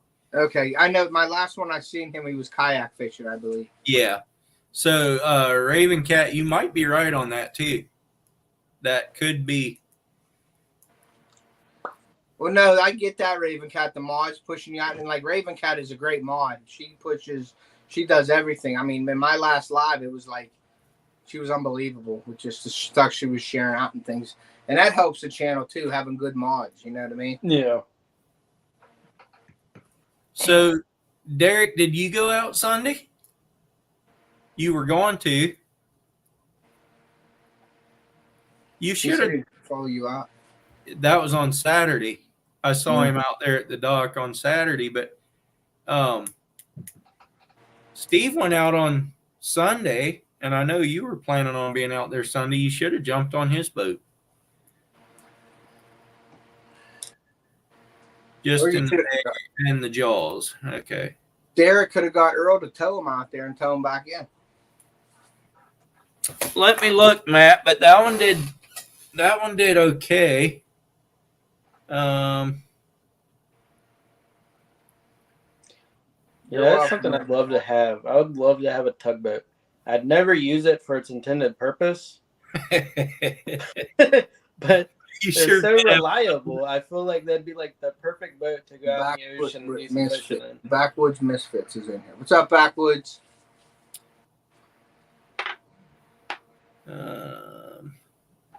I gotta find that video first. Oh, here it is. Oh, actually, it didn't do that great. I only got 206 views on that one. My first one that I didn't catch any herring got 907 views. Yeah, I don't get that either myself. I don't either. It's just weird how YouTube works, but whatever. So here's Earl. I'm just making baits in my live for my dad tonight. So I made this Texas plum and silver stick bait. Yep. And let me move it over. And then I also made him. He wanted the gold. He wanted purple and gold, so I gave him purple and gold. So tell us about the box that you're giving or you're selling for. Yeah, the box is a Plano 3600 box. It's got 4 compartments and 2 big compartments, and you're going to get every kind of bait that I make in this in different assorted colors. There's $25 including shipping in the States. Yeah.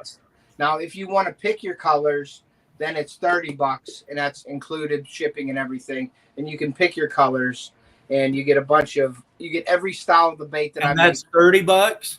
That's $30 if you pick your colors, but if you don't, if I pick the colors for you, it's $25. What if I give a couple of those away on one of my lives sometime, and then you ship them, and I'll send you the money? That's fine with me. Whatever you want to do. That because I would do that.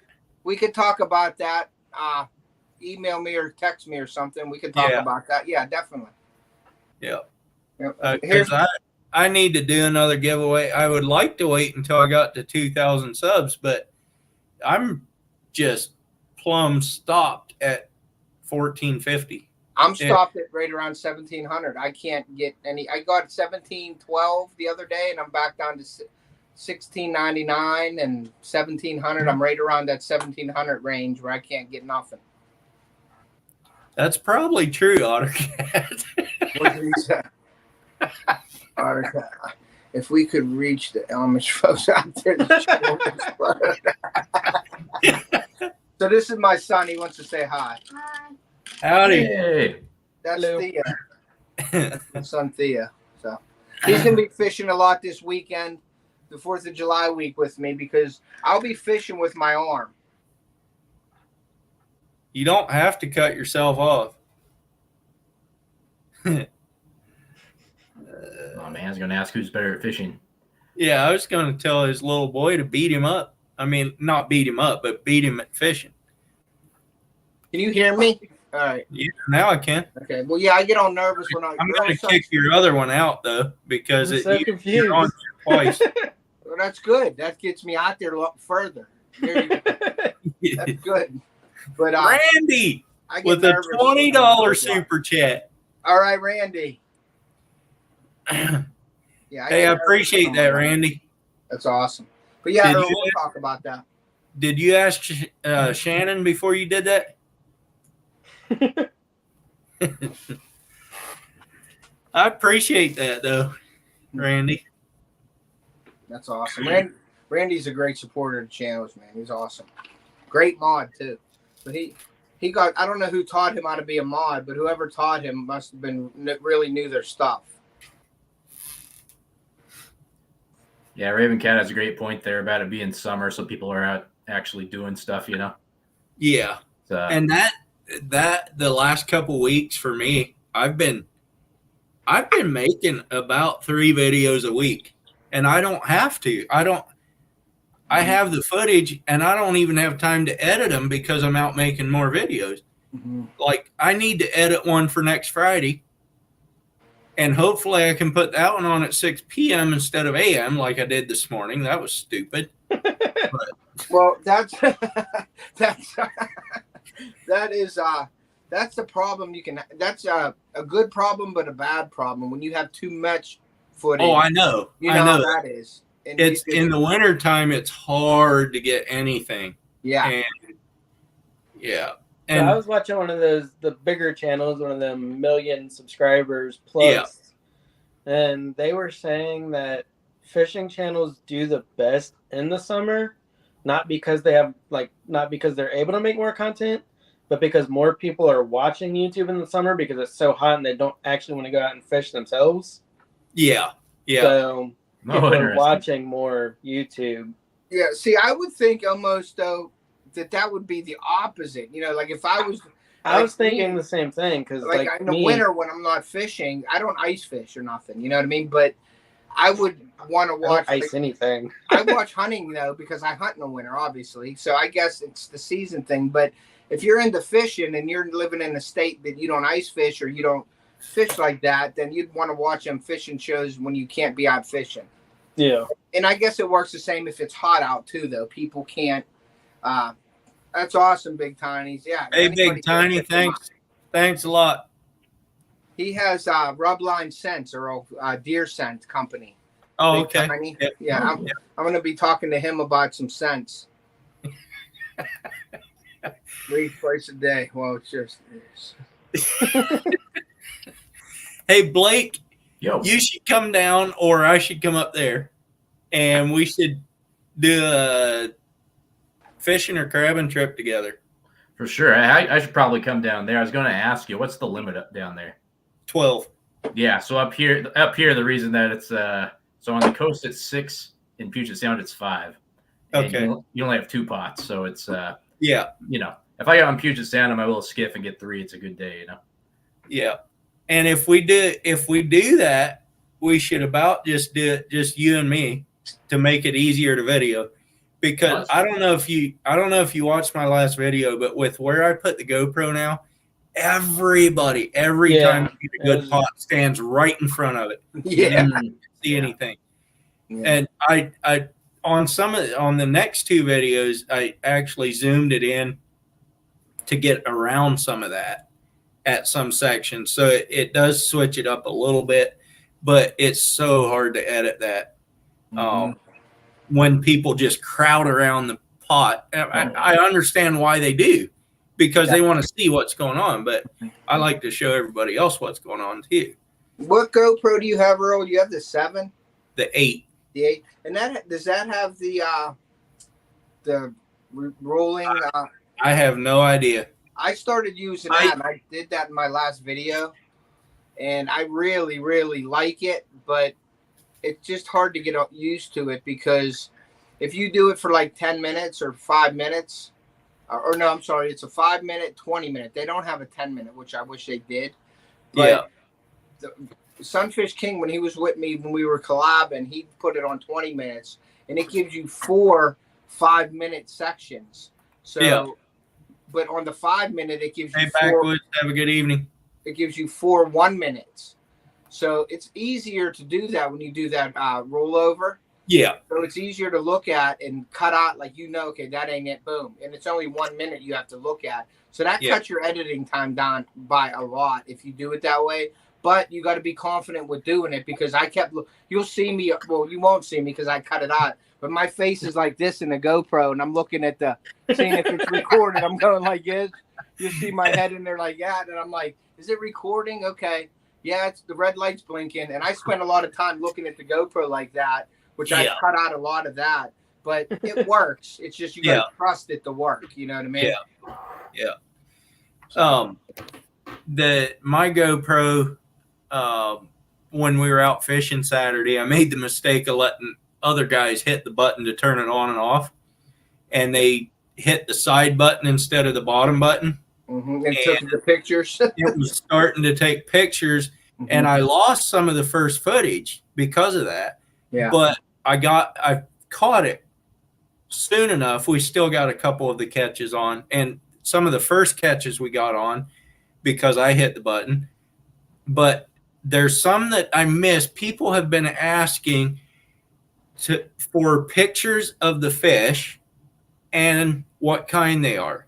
Gotcha. And every different species that we caught, I held up and told them what it was. Yeah. And that the black sea bass is not on there, and the lingcod is, yes, the lingcod is on there. Lingcod's on there, but not the black sea bass, which we catch mostly. That one is not on there. And we caught a kelp greenling, which, Blake, do you know, is that also a sea trout? It's actually related to the lingcod. The lingcod's actually a greenling. It's not a cod. So, like, currently the greenling in their own family. There's rock greenling, white spot greenling, kelp greenling, and then the lingcod's like the daddy. Yeah, so they're their own thing. But they do look a lot like a sea trout, to your point there. They do. I just assume, I mean, I've heard that they're very, very much like a sea trout, but I don't know. I've never ate a sea trout. A kelp greenling is my wife's favorite eating fish, and up there for me too. They're really good. Yeah. But more delicate.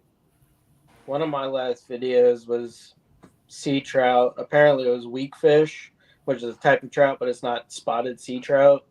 And I had a couple people comment on. I was like, I don't know. I've never caught him before this time. So, well, all you got to do on your video is say the wrong fish, and you'll be told what fish it is. Believe me. Yeah. Oh yeah. I said on the video.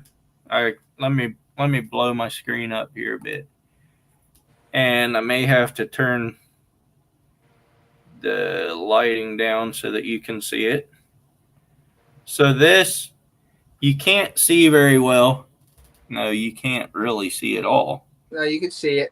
How blue it is, though. That meat was as blue as my blue jeans. Really? Yeah, it's and the guts, everything on that fish was green. And it's probably the bluest one I've ever seen. And that's a good eating fish? Yeah, it's a really good eating fish. Really? If you hang on, I'll go get the fillet in the freezer right now, and I'll show it to you. We're in the same neck of the woods, in Washington State, and lingcod, kelp greenling, they are terrific. I prefer them to halibut, and I catch really? a decent amount of halibut. Not most people don't. I should let you know, like 90% of people will disagree with me, but they're up there. I like them because they're a little flakier, if that makes sense. When you cook them up, whereas a halibut's more like a steak. Yeah, I got you. Now, how do you prefer to cook them? How do you cook them? Pretty simplistically, just fry them in oil with a little breading. Sometimes I'll put them in the oven with a little dill on them, a little butter, lemon, and dill. If you want to be healthy, bake them that way. Okay. So Earl's got some ooze. That's about as. Come on. You better close your blind. It is closed. It's the sun coming through. But there's that, and then here is a white fillet on the other side. That tells you how blue it actually is. That is neat. I never knew that. But when you fry it up, it'll turn as white as the other one. Really? See, I don't think we got that over here on the East Coast. But No. I heard you saying, Blake, that you like the kelp greenling better. I actually like the lingcod better. They're both. I wouldn't pick a fight with you on that one. They're both great. Yeah, they are. But to me, the kelp greenling is just a little bit more mushy because the flakes are tinier. Yeah. They're closer together. You only have flakes that are 1/8 of an inch wide instead of 3/16 or whatever. Mm-hmm. But that fish, raven cat, is called a lingcod, and this is a blue one. They're not all blue, or green, whatever you want to call it, but they're not all that way. But there is probably almost 50% of them are blue, or green, or whatever. And when you see that in their skin, it's all the way through them, like meat, everything. Yeah. It's my understanding. I don't know if it's shellfish or what the shellfish eat. There's something with them. Cabezon, if you catch any of those out there, are the same way where they you'll look in their mouth sometimes and you just see like blue inside. Yeah. Apparently it's the iodine in what they eat, and I guess they like either lack an enzyme or have an extra. There's something in them that they can't process it or something, so it just turns them blue. It doesn't do anything to the taste besides make it look cool. Yeah, but well, I don't know. Some people think the blue ones are better. Yeah. My wife is one of those. People say white kings are better too. We have Chinook salmon / king salmon up here, and some, they're usually like a nice bright red, and sometimes they're just like paper white. And it's some people have the same opinion where they say, "Oh, I gotta have a white king." All right, Marcia. That's like the purple potatoes are better than the regular potatoes. Yeah. Right? I do like the purple potatoes. Yeah.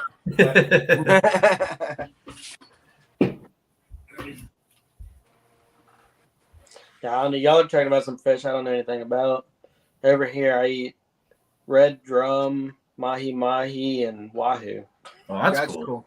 Yeah, the mahi is a fish that I'm going after in Florida this year. When I go down to small water charters, we're going to be doing a bass fishing, but I'm going to do a charter out of Port St. Lucie. I want to take my kids out to catch the dolphin because they love that colored dolphin and the green and the yellows and all that. Yeah. So I was going to try to do that in Ocean City this year, but the dolphin were too far out, and I didn't want to take my kids 10 miles out on the ocean. So we're going to go do it in Florida. So hopefully we get some good footage, and I get to catch the mahi. You can catch them in the Gulf pretty much year round. Yeah. Where I'm at, you go 2-3 miles out off the coast, and you can catch them with like marlin and stuff. Where are you at? Virginia. Virginia. Okay. I'm right on the Chesapeake Bay. Oh, okay. Yeah, I pass that when I go to Ocean City. I go across the Bay Bridge and all that. I'd like to go striper fishing down there. That's one of my things that I like to do. Oh yeah. I'd love to go striper fishing down there. I say, how far are you from this area? I am from PA, Pittsburgh, PA. Okay. So you're not that far then. It takes me 6.5 hours to get to Ocean City. So Chesapeake Bay about 4.5, 5 maybe at the most, 4.5.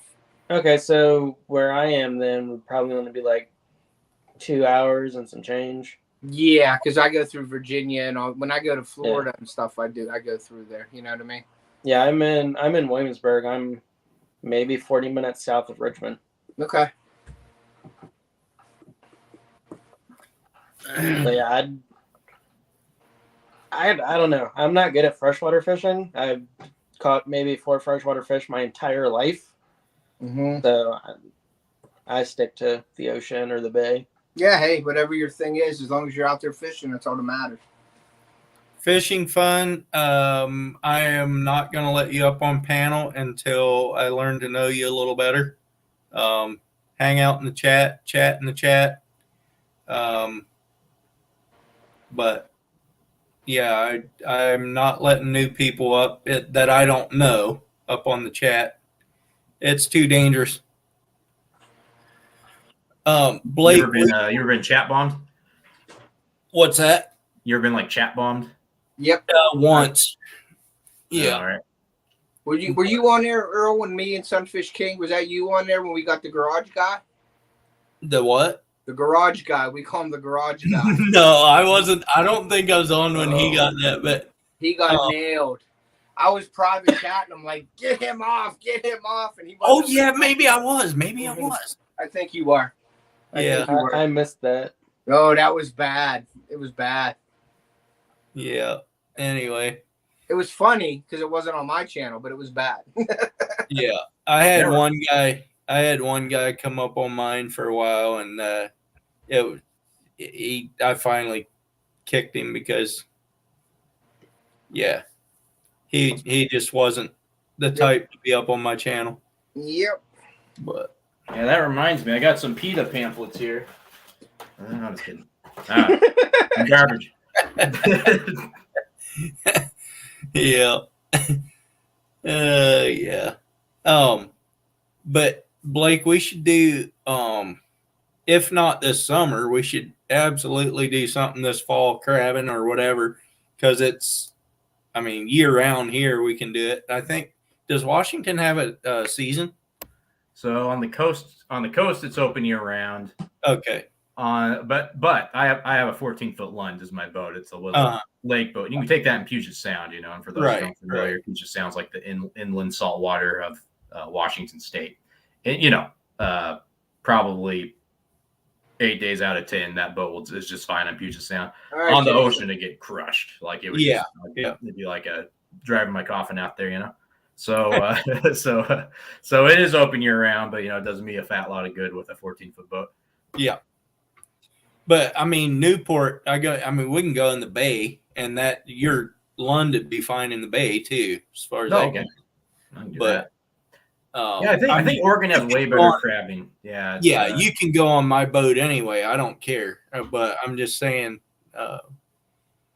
your boat. There's smaller boats than that go out there. I remember I went out to Garibaldi one time, and it's like a 9-foot, like little Livingston, dinghy. And I think it's the crabbing is just way better in Oregon. Yeah, I don't know if we're braver over here or just crazy, but there's people that go out on like 10-foot John boats out on the bay here. Oh, that's cool. Your bay is a lot calmer.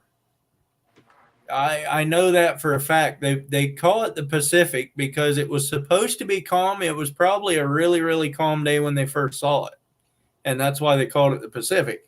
But I've seen 23-foot waves out there, and it's nice. It's not nice. Yeah, I'm saying it probably looks nice, not to be on, but like, yeah. And the biggest barrier to entry is wherever I launch out of. There's always a bar, they're called, where it's like there's a river coming down, then the ocean's coming in. So like for instance, there's Grays Harbor or Chehalis River Bar. There's the Columbia River Bar, which is like called the graveyard of the Pacific. So, nice nickname there.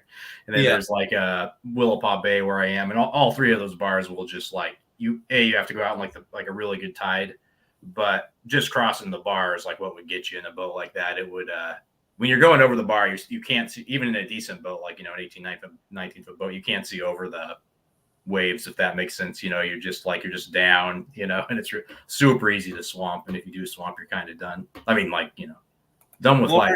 You can go on my boat anytime. What is y'all's surf season like for surfers? When do they go out? All year. Yeah. In Washington State, it's there's not many places to surf, but we have a jetty in Westport that people surf along. And they will surf most of the year. I mean, it just depends on the specific day. There's a website, Magic Seaweed, which I actually use for clam digging to determine how rough the surf is going to be. Okay, so it's It's completely different over here. Like there's a legitimate surf season, and you would think it'd be the summer, but it's not. It's like September, October is the surf season. Well, That's when like the swells really pick up over here, and then I don't know. Obviously, no one's surfing in December and January, but they start to calm back down around April. No. Good night, Cecilia. Have a good night. What's up, Sean from Angling Spiders? He's in here. So off the hook, what do you fish for in PA? I fish for bass and muskie primarily, and then I do some saltwater, but that's with my family. When we go to like Ocean City, we'll do some flounder fishing, striper, sea bass, things like that, spot, sea trout. We'll do some stuff. I'm not really into the saltwater, but I'm getting into it more because we're going to the ocean every year now. So like we're going to Florida, we're going to Ocean City. So I'm getting into it a little bit more. That's why I go out with the guides when I go to the ocean fishing, so I figure out what they're doing, and then I try to incorporate that the next time I go out. You know what I mean? So I try to do that. I think you're gonna really like Florida. Yeah, I've been to Florida a few times already, and I've been to Okeechobee and caught bass down there and stuff like that. But I do want to do the saltwater fishing down in Florida because there's a ton of opportunity there, and I think the kids will love it. You know what I mean? Because you never know what you're going to catch out there. So I think it'll be fun for us this year. Yeah. I say if you manage to come down to Virginia and hang out for a little bit, the Chesapeake Bay is known for the biggest striper in the world. Yeah, that's why I want to do it there. You know what I mean? Yeah, that would be awesome. Maybe I'll get a hold of you. Maybe we'll do something in the future. I don't know what the right time is down there to do it. Nowish. Yeah. Striper and drum are running in now. Actually, Striper are probably going to start heading back out soon because cobia is starting to pick up. Okay. That's cool. And that's another cool fish, the cobia. You know what I mean? Mm-hmm. They're nice fighting fish themselves. So that's awesome. I think the East Coast has a lot more variety. The West Coast has a few varieties, and that's about it. I mean, that's the variety on the West Coast is all the same fish. It's just a subspecies about. I mean, you got all the rockfish, and they're pretty much the same. Yeah, but they look a lot different. Yeah, I think it's location too, because you're quite a bit up north. Like I think if you went down south to like middle of California or whatever, you'd be catching different species from what you are now. Yeah, they do. Yeah. I don't care, Ed. There's plenty of them out there. So, Earl, congrats on your PB bass out of that creek.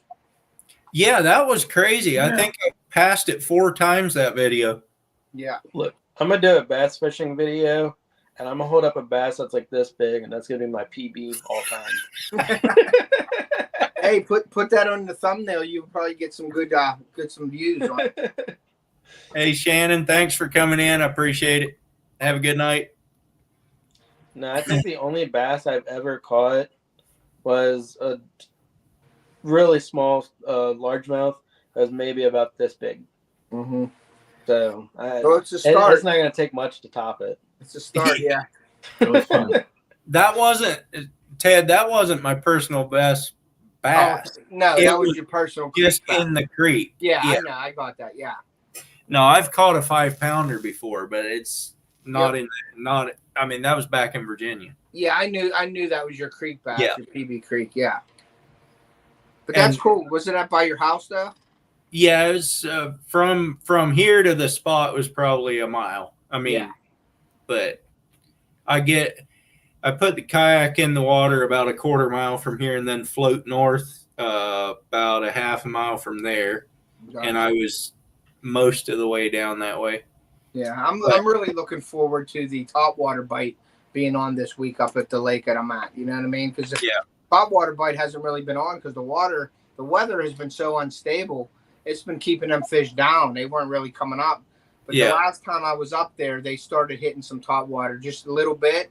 But the water was still fairly cool. It was like 73. So once that gets up to over 75, 78 degrees, they should be more active. And I'm thinking this weekend I'll be able to get some good footage of some top water. So I'm hoping that works out. I'm going to scrap the old kayak and just wade the creek because that's so much easier to fish. Gotcha. So much easier. Yeah. But it's tough fishing out of a yak. I like kayak fishing because Steve the fight feels like it's more. And taking a nap. Yeah, Steve's probably napping. He's old. Yeah. What were you saying, Bobby? I like kayak fishing because the fight feels like it's so much more than it really is. I can't get used to the sitting down at water level and trying to fish. I need to have that view, and I need to be standing to set the hook. I get yak back a lot. Like if I'm on a kayak for an hour or two, I could start. I know I'm on a kayak. I understand that because I get it too. But I'm also like only 5'2", so I just lay down in the kayak. Yeah. Yeah. Yeah, but I call it the yak back. And once about an hour and a half after I'm out there, I'm like, I got to get up. And then that's the hard part is getting out of the kayak once you get it into shore. Yeah, no kidding. Yeah, yeah. I'm too fat for that. Yeah. And I wanted you to make me something, Earl, and I can't remember what I wanted you to make me. I can't either. Yeah, I don't know. I can't. I'm thinking of it. Like I've been trying. It's been on the tip of my tongue, and I can't remember what I wanted to ask you. Did you make one of them? Did you make me those black stick baits with the chartreuse in? Yes. I used them the other day, Saturday evening, bass fishing. I just used them as a regular worm. I mean, I rigged them Texas, or whatever. I think. I don't even know all the names of it. I just rig them the way I always rigged them and threw it. And I caught on third cast. I caught a bass, and it ate the worm. Them things are too soft. Well, I gave you the soft baits for the action, but I can always put, I can always put the medium or the hard in there to give you a more durable one. But those soft ones, you can't, like me, when I make my own baits, I use super soft. Yeah. So it's like the fish will tear them up, like 2 fish will tear them up, but then I just take them, throw them in the bottom of my boat, and then I take them home and I remelt them and use them again next week. So I make them super soft because of that action. It either ate that thing or it fell off when it got caught because it wasn't anywhere around. Yeah. That thing was gone. Well, that's good for my business for me, when you're losing and beating. Oh, I know. I know. I just make them real soft. So one fish, you lose your bait. You catch 5 fish a day, you got to buy a new pack. You know what I mean? You see those hook sets I did, though, man? Yeah. I mean, I didn't know I set the hook that hard. that didn't help with losing the lure either. It did. Yeah, probably not. I know I want one of them lead jigs that you made. Earl made me? Yeah. You want some of those? I could send you some, but they're heavy. What are you going to catch on? That's what I use for the weak fish, sea trout, whatever you want to call them. Oh, yeah. Because they tear them up. Really? I mean, I could send you some. Actually, if I come back for Christmas, I could drop them off or I could send them from Virginia. It might not be as much postage. I don't know. What I should do is just come down and fish with you. But that might be the wrong time of year. I feel like we could probably surf fish. I could show you how to catch a bass. That'd be nice. Look, I guarantee, I feel like I have such bad luck bass fishing. Good night, Shannon. Me and you could be in the exact same spot, using the exact same bait, doing the exact same thing, and you're going to catch all of them. Yeah. It does seem like certain people catch more fish. It just does. Mm-hmm. And I don't know if it's the way they pull the bait through the water or if it's, I don't know what it is. But a lot of people say too with bass fishing is the person on the front of the boat controlling the boat got the advantage to the person on the back of the boat. So what I do though when I'm fishing with somebody is I'll skip spots where I cast so they can cast in them spots. And that's just me being nice. I mean, I could hog up all the spots and catch, try to catch, but you give sections away. As you're going, you leave sections open so the guy picks that up as he comes through, throwing a different bait or the same bait. But when we're tournament fishing, we're throwing different baits at the same target, you know what I mean, to try to get a bite. But when you're just pleasure fishing, you sort of be nice. It's like an etiquette thing. You don't fish every spot that you think there's a fish. You give some up for the guy in the back of the boat to throw there also. Yeah. That's just, I mean, you don't have to do that, but that's just what we do. You know, Wait, we I lost was them. about ready to say something to you, and you just left. Didn't even say bye. Hey, Big Tiny, thank you very much. Nice, Big Tiny. Awesome, Thank buddy. you very, very much. I appreciate it. Seen Hey, the ladybugs in here? welcome in, Tina. Blake, I was going to tell you, email me, and I'll give you my phone number, and we can talk about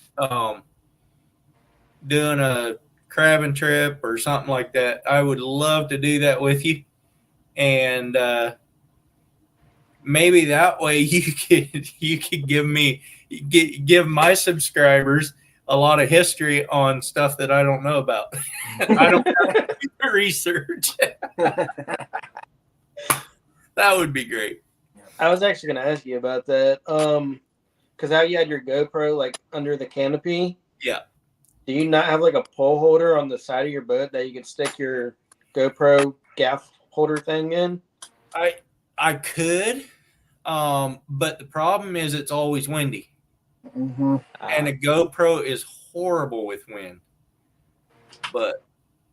And yes, I know you can get external mics for them.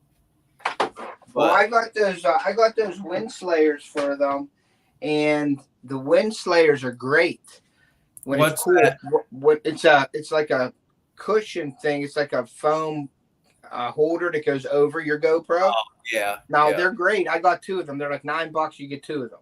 And the only thing about that is it's like putting a tassel hat on in the summer on a GoPro because they'll heat up a lot quicker with them. Yeah. So when it's cool out, like Earl in your situation, Yeah, it's fairly. I don't have any problem with heat. They may work for you. They're like $9 on Amazon. You can get them for that, and you put them on, and you can cut out if you're using external power source. I just cut a little X in the side of it so I can plug my external power source into it. But I just swap my batteries out. It does. When you're doing that, swapping batteries out, you have to take that sock off basically and do that, which could be a pain in the butt. It depends how long your batteries are lasting. I use that sub-tig and put it on there, and I'm good for all day. I don't have to worry about it. It does reduce the wind a lot, but when you're like me, when I'm fishing 82-degree weather, 85-degree weather, you put that sock on there. Like I said, it's like putting a tassel hat on in the summer. Right. It heats up a lot quicker. You know what I mean? Yeah. But my GoPro 10 don't heat up as bad as the GoPro 9. And the 8 is supposedly one of the best to not heat up. Yeah, that's why I got the 8 because I've heard good things about it. But yeah, and I think I'm either going to get the GoPro 8 to put on a Yolotech stick on my boat, or I'm going to get the GoPro 360. My buddy has the 360 right now that he was musky fishing with. We did a video not too long ago. Yeah, and he it's good footage. Yeah, it's good footage. That's the homemade one. Yeah, I got to change this though because my wife was sitting in here and she bumped it and it fell over and broke the one with the nut off. Yeah, but I saved it. It should still work if I put that on the other side because it's still got 2 here. Yeah, or you can just put a nut. Can you do a nut on the other side and just put it in? Probably could. Well, I still got the nut with that piece. Oh, okay. That I can just stick over on that side. So yeah, you can do that. Yep. I can do that, but I don't know. I still need to get a GoPro. I've just been using my phone, but every time I look into them, like you said, the GoPro 8, everyone says it's like the best, but they also say it only has like 30 minutes of battery life. If you're running it solid. Yeah. And when you're doing that rolling cut, when you're doing that over the, the repeating thing, it eats up your battery. That's why I have that sub-tig. That sub-tig, though, if you look on Amazon, you can go and get a $25 one, or you can get the $40 one. And I think they're both about the same with the time. Yeah. They're just different, but they all have the GoPro attachment on the top of it also, which is really nice. Yeah. They have it on the top and bottom. So you use your tripod or whatever you're using or chest mount. Now the chest mount with that battery pack on it. It's smaller than a cell phone. It's manageable on your chest, but it can still get in the way. And I definitely wouldn't recommend it on your head, though, because it's just too big to be on your head with a GoPro on it. But if you have it on a tripod, that sub-TIG is the way to go. That battery. This is what I use instead of a chest mount. I like those. I put it in my waders, and it brings this up to about that height instead of down here where your arms are. Yeah, so it's not you have a lot better view. Yeah, that makes sense. The only problem with that is you have to remember to talk quiet. Because you are right up against this thing, and it hears everything. But it works good there. I mean, I did a couple videos of that, like wading the creek. That's what I used. It's just this right up here. It works good. Yeah. But my last video that I did was at fishing on a windy day. I used a mod kit with it, my media mod kit, but I purposely took off the microphone cover so you could hear the wind, and it made a big difference with that microphone cover on and off. Yeah. But you could see my clothes blowing, and I'm fishing. I was in a lake, and I was at a dead standstill with my Minn Kota Talon down, and it looked like a river. All the water was blowing that way, and it looked like a river. And that thing was whipping, and you could hear the wind going. And then I had that on, and it reduced it by more than half. Yeah, with medium muck. So that works pretty good. But like I said, I'm going more with the media mod kits lately than I am with that sock. Yeah, because I can plug in an external mic on that media mod kit, which my DJIs will work on that. Yeah, and I can put in an external power source to it too. It has the jacks for all of it, so it's really nice. In the boat, I could actually run a wire up from I have a charge port in the boat. I could actually run a wire up and plug it in because there's no water getting into the canopy. Yeah, so it's waterproof. But the other problem I have with having the GoPro under the canopy is when I go up to show it a fish. Yeah, it's dark. It's really dark.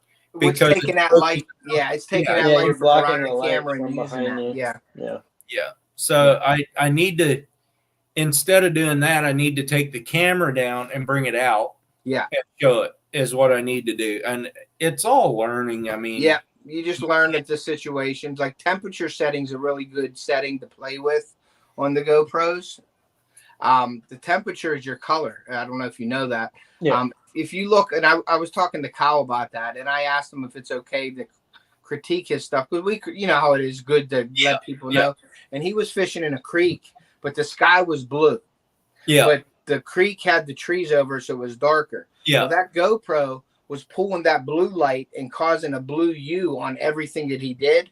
So you have to adjust that. Yeah, you had to warm it up. Yeah, you have to warm it up to get rid of that blue hue. That's like it was almost like the blue in the background here. It's like it made everything blue. The water blue, the lure blue, the rod blue, everything. So I told him go back to the creek and adjust that temperature setting and make a mental note of where that temperature setting is. So when you go back into there is a zoom on the GoPro 10, but you have to zoom it before you video. You can't zoom it while you're videoing, that's the only thing that I would say is negative about a GoPro for me, as I would love to zoom in to see the fish bites and everything, or the top water. Well, you can do that while you're editing, though. You can, but then you got to watch you don't go too far because it'll start getting pixelated with that. Yeah.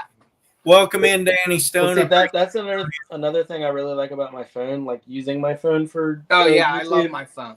I can zoom in 10 times. Yeah. And it's still crystal clear. Yeah. I love it. I love my phone. I have the 12 Pro Max iPhone, and that thing is awesome. You know what I mean? And I love that thing. It's just it's a $1,200 phone that you don't really want to hold over the water. Yeah, I know. And I have chest mounts for my phone. So what I want to do is, I still haven't tried it, and I keep saying I want to do it, and I don't. Maybe this weekend with the 4th of July. I got so many days that I'm going up for like 6 or 7 days. So maybe one of the lives that I do, I'm going to set up my GoPro in the media mod and go live from my GoPro. But when I do that, I'm going to have my phone on my chest, but I'm going to have it facing me so I can see the chat, because you can't see the chat when you're going through the GoPro. You have to go onto YouTube. Right. So you need like a book, or you need your phone. So I can operate the GoPro with my phone, but then when I want to see the chat, I can go to YouTube and I'll keep that on me so I can address the chat, but I'm going live from my GoPro. So I bought the chest mount that has that phone adapter on it. So I'm going to try that, but I say I want to try it, but then when I get out there and I'm catching fish, I'm like, all right, I'm just doing this. I'm not doing that. Yeah, you know what I mean? So Yeah. that's the hard part, is taking that step to do something different that you never did before when you're out there fishing, because you don't want to mess anything up. You want to get all the footage you can. So this is my plan. I need to buy a new one because it's broken, but I'm gonna get another ring light like this and just take it out to the pier with me. I don't need to turn it on and use the light. Just have it set up as a phone holder, essentially. Yeah. And use it to record. So do you record? You record with your phone, and you mostly want to hear what you're saying or what everybody around you is saying? That's a problem with the pier in general here. But I've thought about getting like headphones, like just a headset to where I can. Great. That works real good. The wireless that has the wind or wind reduction, whatever it's called. The only problem with that is you may need two pair, because one, I mean, you probably won't, because they last 4 or 5 hours usually, and your phone won't last that long unless you're plugged in. But those, I did a live with that one time when I was on the creek, and they said that Living MN asked me if I was using a mic because he thought it sounded really good. Right. And there was wind blowing that day too. Not terrible, but enough. Yeah, the wireless is the way to go when you're going live with that. That's why I got the DJIs. But if you plugged in, if you're doing like a sit down like this, you could use an earbud. You could use earbuds, and it sounds great. Yeah. Yeah. But when you're out live, I don't want any wires hanging, because I know me is I'm going to catch the wire, and it's going to go off my head. Same. And I don't want no wires hanging. I don't even want a lavalier mic from my belt up, like, the receiver or the transmitter on your belt, and then the wire coming up. I just feel that I like the wireless, and you can put it under your shirt though. You can, yes.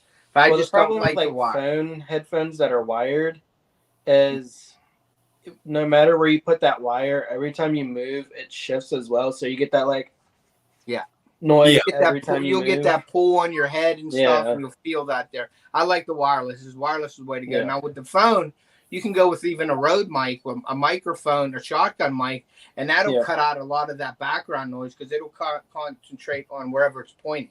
Yeah, exactly. It takes away that background, and it's a directional mic, and you can turn that and switch it to backwards if you're doing a selfie type portrait, or you go forward if you're doing fishing, and that helps out a lot too. You know what I mean? But Bobby, one thing that you might have a problem with wireless headphones though is your beard, because that was actually interfering with mine. Really? Because it rubs on your hair, and you can hear it. Yeah, so I would definitely need to cut my hair. My hair is just shave it bald around your ear, so you have a headphone. Just put the two and just trace your headphones and just shave it bald around your ear.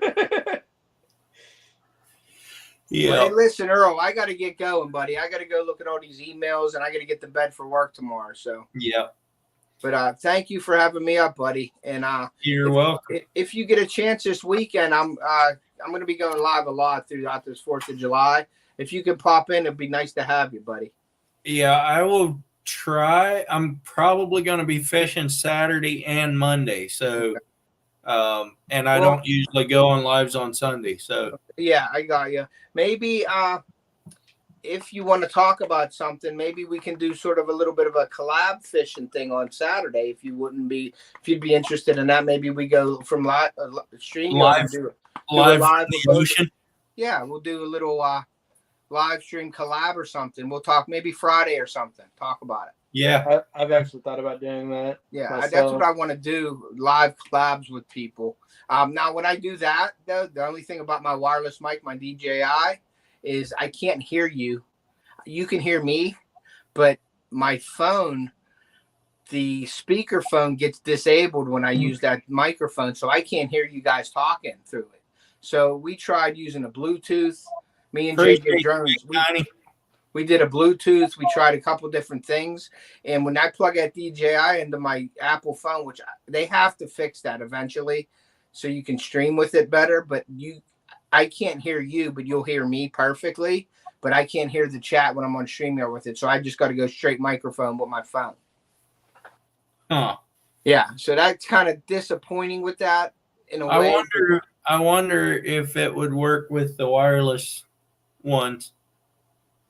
I don't know. We tried the Bluetooth. I tried to connect Bluetooth so I could hear the chat, but then you'd hear me through the mic, and it totally disables my speakerphone on my phone when I put that DJI in. But they are having upgrades and little things like, to do it. So maybe that'll help when they do an upgrade on the microphone. Maybe they'll fix that at some point. Yeah. So, but all right, I'm going to get out of here, guys. Ted, Earl, before you head out, do you have double take on your phone? I don't know. I've never heard of it. All right, so it's an app, and you can use any 2 of your 4 cameras at the same time. I think it's like $4 for a lifetime, like to use it, and you can use like the forward-facing camera and any of the 3 rear-facing cameras at the exact same time. Really? Or you could use like the wide lens and the ultra-wide lens. Okay. And you can record 2 different angles at the exact same time with your phone. Oh wow! What's it called? Double take. Double take. Okay, I'll have to look into that thing because that would be really neat. Yeah, I've been using it. I just haven't been able to get out and get enough content to actually like make it worth it. But once I can, like I said, it's like $4 and that's lifetime use. So yeah, that's awesome. Yeah, I'll have to look at that double take. I will look into that. So, but all right, guys, I'm gonna get out of here. Hooked. If you're interested in anything coming up or whatever, give me an email. And then Earl, I'll talk to you maybe before the weekend. Maybe we could come up with some kind of collab or something. At least, if you're not catching fish, I'll be catching fish, so there'll be some action in it. You know what I mean? Maybe that would help my channel out too. Because that's definitely what it's all about. What's up, Raised Outdoors? All right, guys. Good night, everybody. Good night, everybody in the chat. Thanks for having me up, bro. Take care. You bet. All right, buddy. Bye-bye. Too young to retire, so I have to work tomorrow. I same here, man. I don't know. But man, after this live, I could almost retire. People have been pretty generous tonight. It has been good. That's the most I've ever gotten one of these. Thanks to Randy, and the other one was Big Tiny and Derek David. So anyway, yeah, it's ridiculous. We got to go to work. I went to work today and did absolutely nothing profitable. Guess I need to start doing lives. Lives really help with watch hours. Yeah. And they also help with subscribers. Yeah. Usually. The only thing they don't help with, though, is the view count. Like, I don't know why, but it doesn't count all of the views for some reason when you go live. There's two different views. When this one gets done, it'll be 200 and some views, probably. But then over the next several days, it'll be 10. But that's people that come in and watch it afterwards. Right. And it also keeps the watch hours separate. Like the watch hours from this right now will be 45, say. And the watch hours from afterwards will be 4.6. Right. Yeah, so me and a buddy started a podcast channel with another friend, which, long story short, the other friend kind of kicked us on that one. But all we did was go live. We never uploaded any videos. Yeah. And in 10 lives, it got to 100 watch hours. Yeah. I've been working my YouTube channel now for about 8 months, and I'm still at like 70. Yeah. Yeah. Yeah, it makes a difference. That's why I started doing lives, because I needed to watch hours for to get monetized, and it took a few months, but I got there. Yeah. But by the time I hit 1,000 subs, I was close to. I think I was only under 2,000 watch hours. I think maybe even. I don't remember. It could have been as low as 1,200, way down there. Right. And yeah, it took me a little while to get up above 4,000, but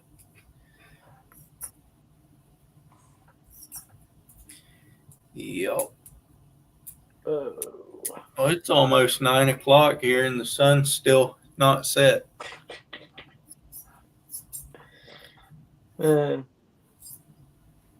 You need a live with someone else's face. Yeah, I mean, that never hurts either. Nobody ever wants to see me. They like when Steve comes up here and falls asleep. He won't even do that anymore. No, he leaves before he starts getting tired. He's like, all right, guys, I'm out.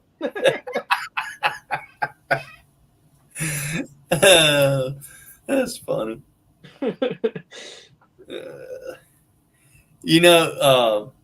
I didn't put it in the video because my video was already long enough, but the next crabbing video I don't think I did anyway. The next crabbing video that comes out, when we were unbaiting the pots, we took some of those herring and we fed a seagull until it wouldn't eat anymore.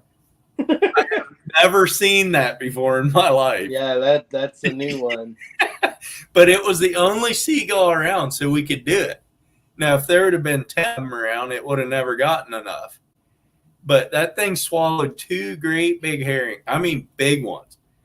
And then I threw it another one, and it picked it up and shook it around a little bit and, do their thing, and then it just dropped it. And we just laughed at it. And then I took a piece of one and tossed it out there, and it grabbed that for just a little bit, shook it around, and flew off without it. It's like,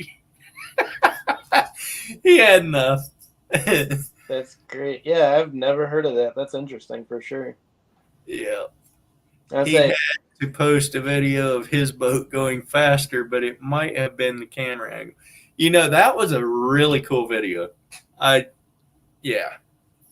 Me, and it wasn't his boat, it was Ed's boat. Martin Lawrence that's in here, or Lawrence Martin, I mean, that's in here. Steve was on his boat that day, and it was a pretty close match on speed. I think he did gain on me at first, and then once I got up to speed, I slowly passed him. But it's prop versus jet, so the jet has to kick in and get pumping faster. But that was really cool. We ran up the bay side by side, probably 20 yards apart, for probably 400 yards. We just ran side by side 35 mile an hour up through there. That was kind of cool.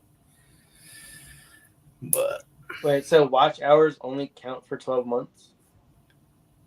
Yes. I am never going to hit 4,000. Yeah, because the more content you put out, the more watch hours you get. You just have to make content. And the more content you make, the more money you'll make when you do get monetized.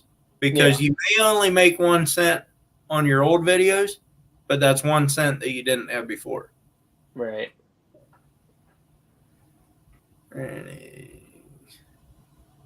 Yeah. Well, Earl, I think I'm going to hop off here. It's almost 12. Yeah. I think I'm going to hop off here too. Been going for 2.5 hours, and I don't need the watch hours. I just like so.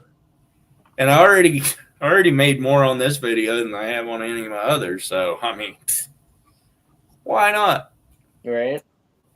But unless Raised Outdoors wants to give a super chat yet. Well, I'll leave him a minute or two for that. But All right. I will catch you next time. all right, have a good one. Later. All right, later.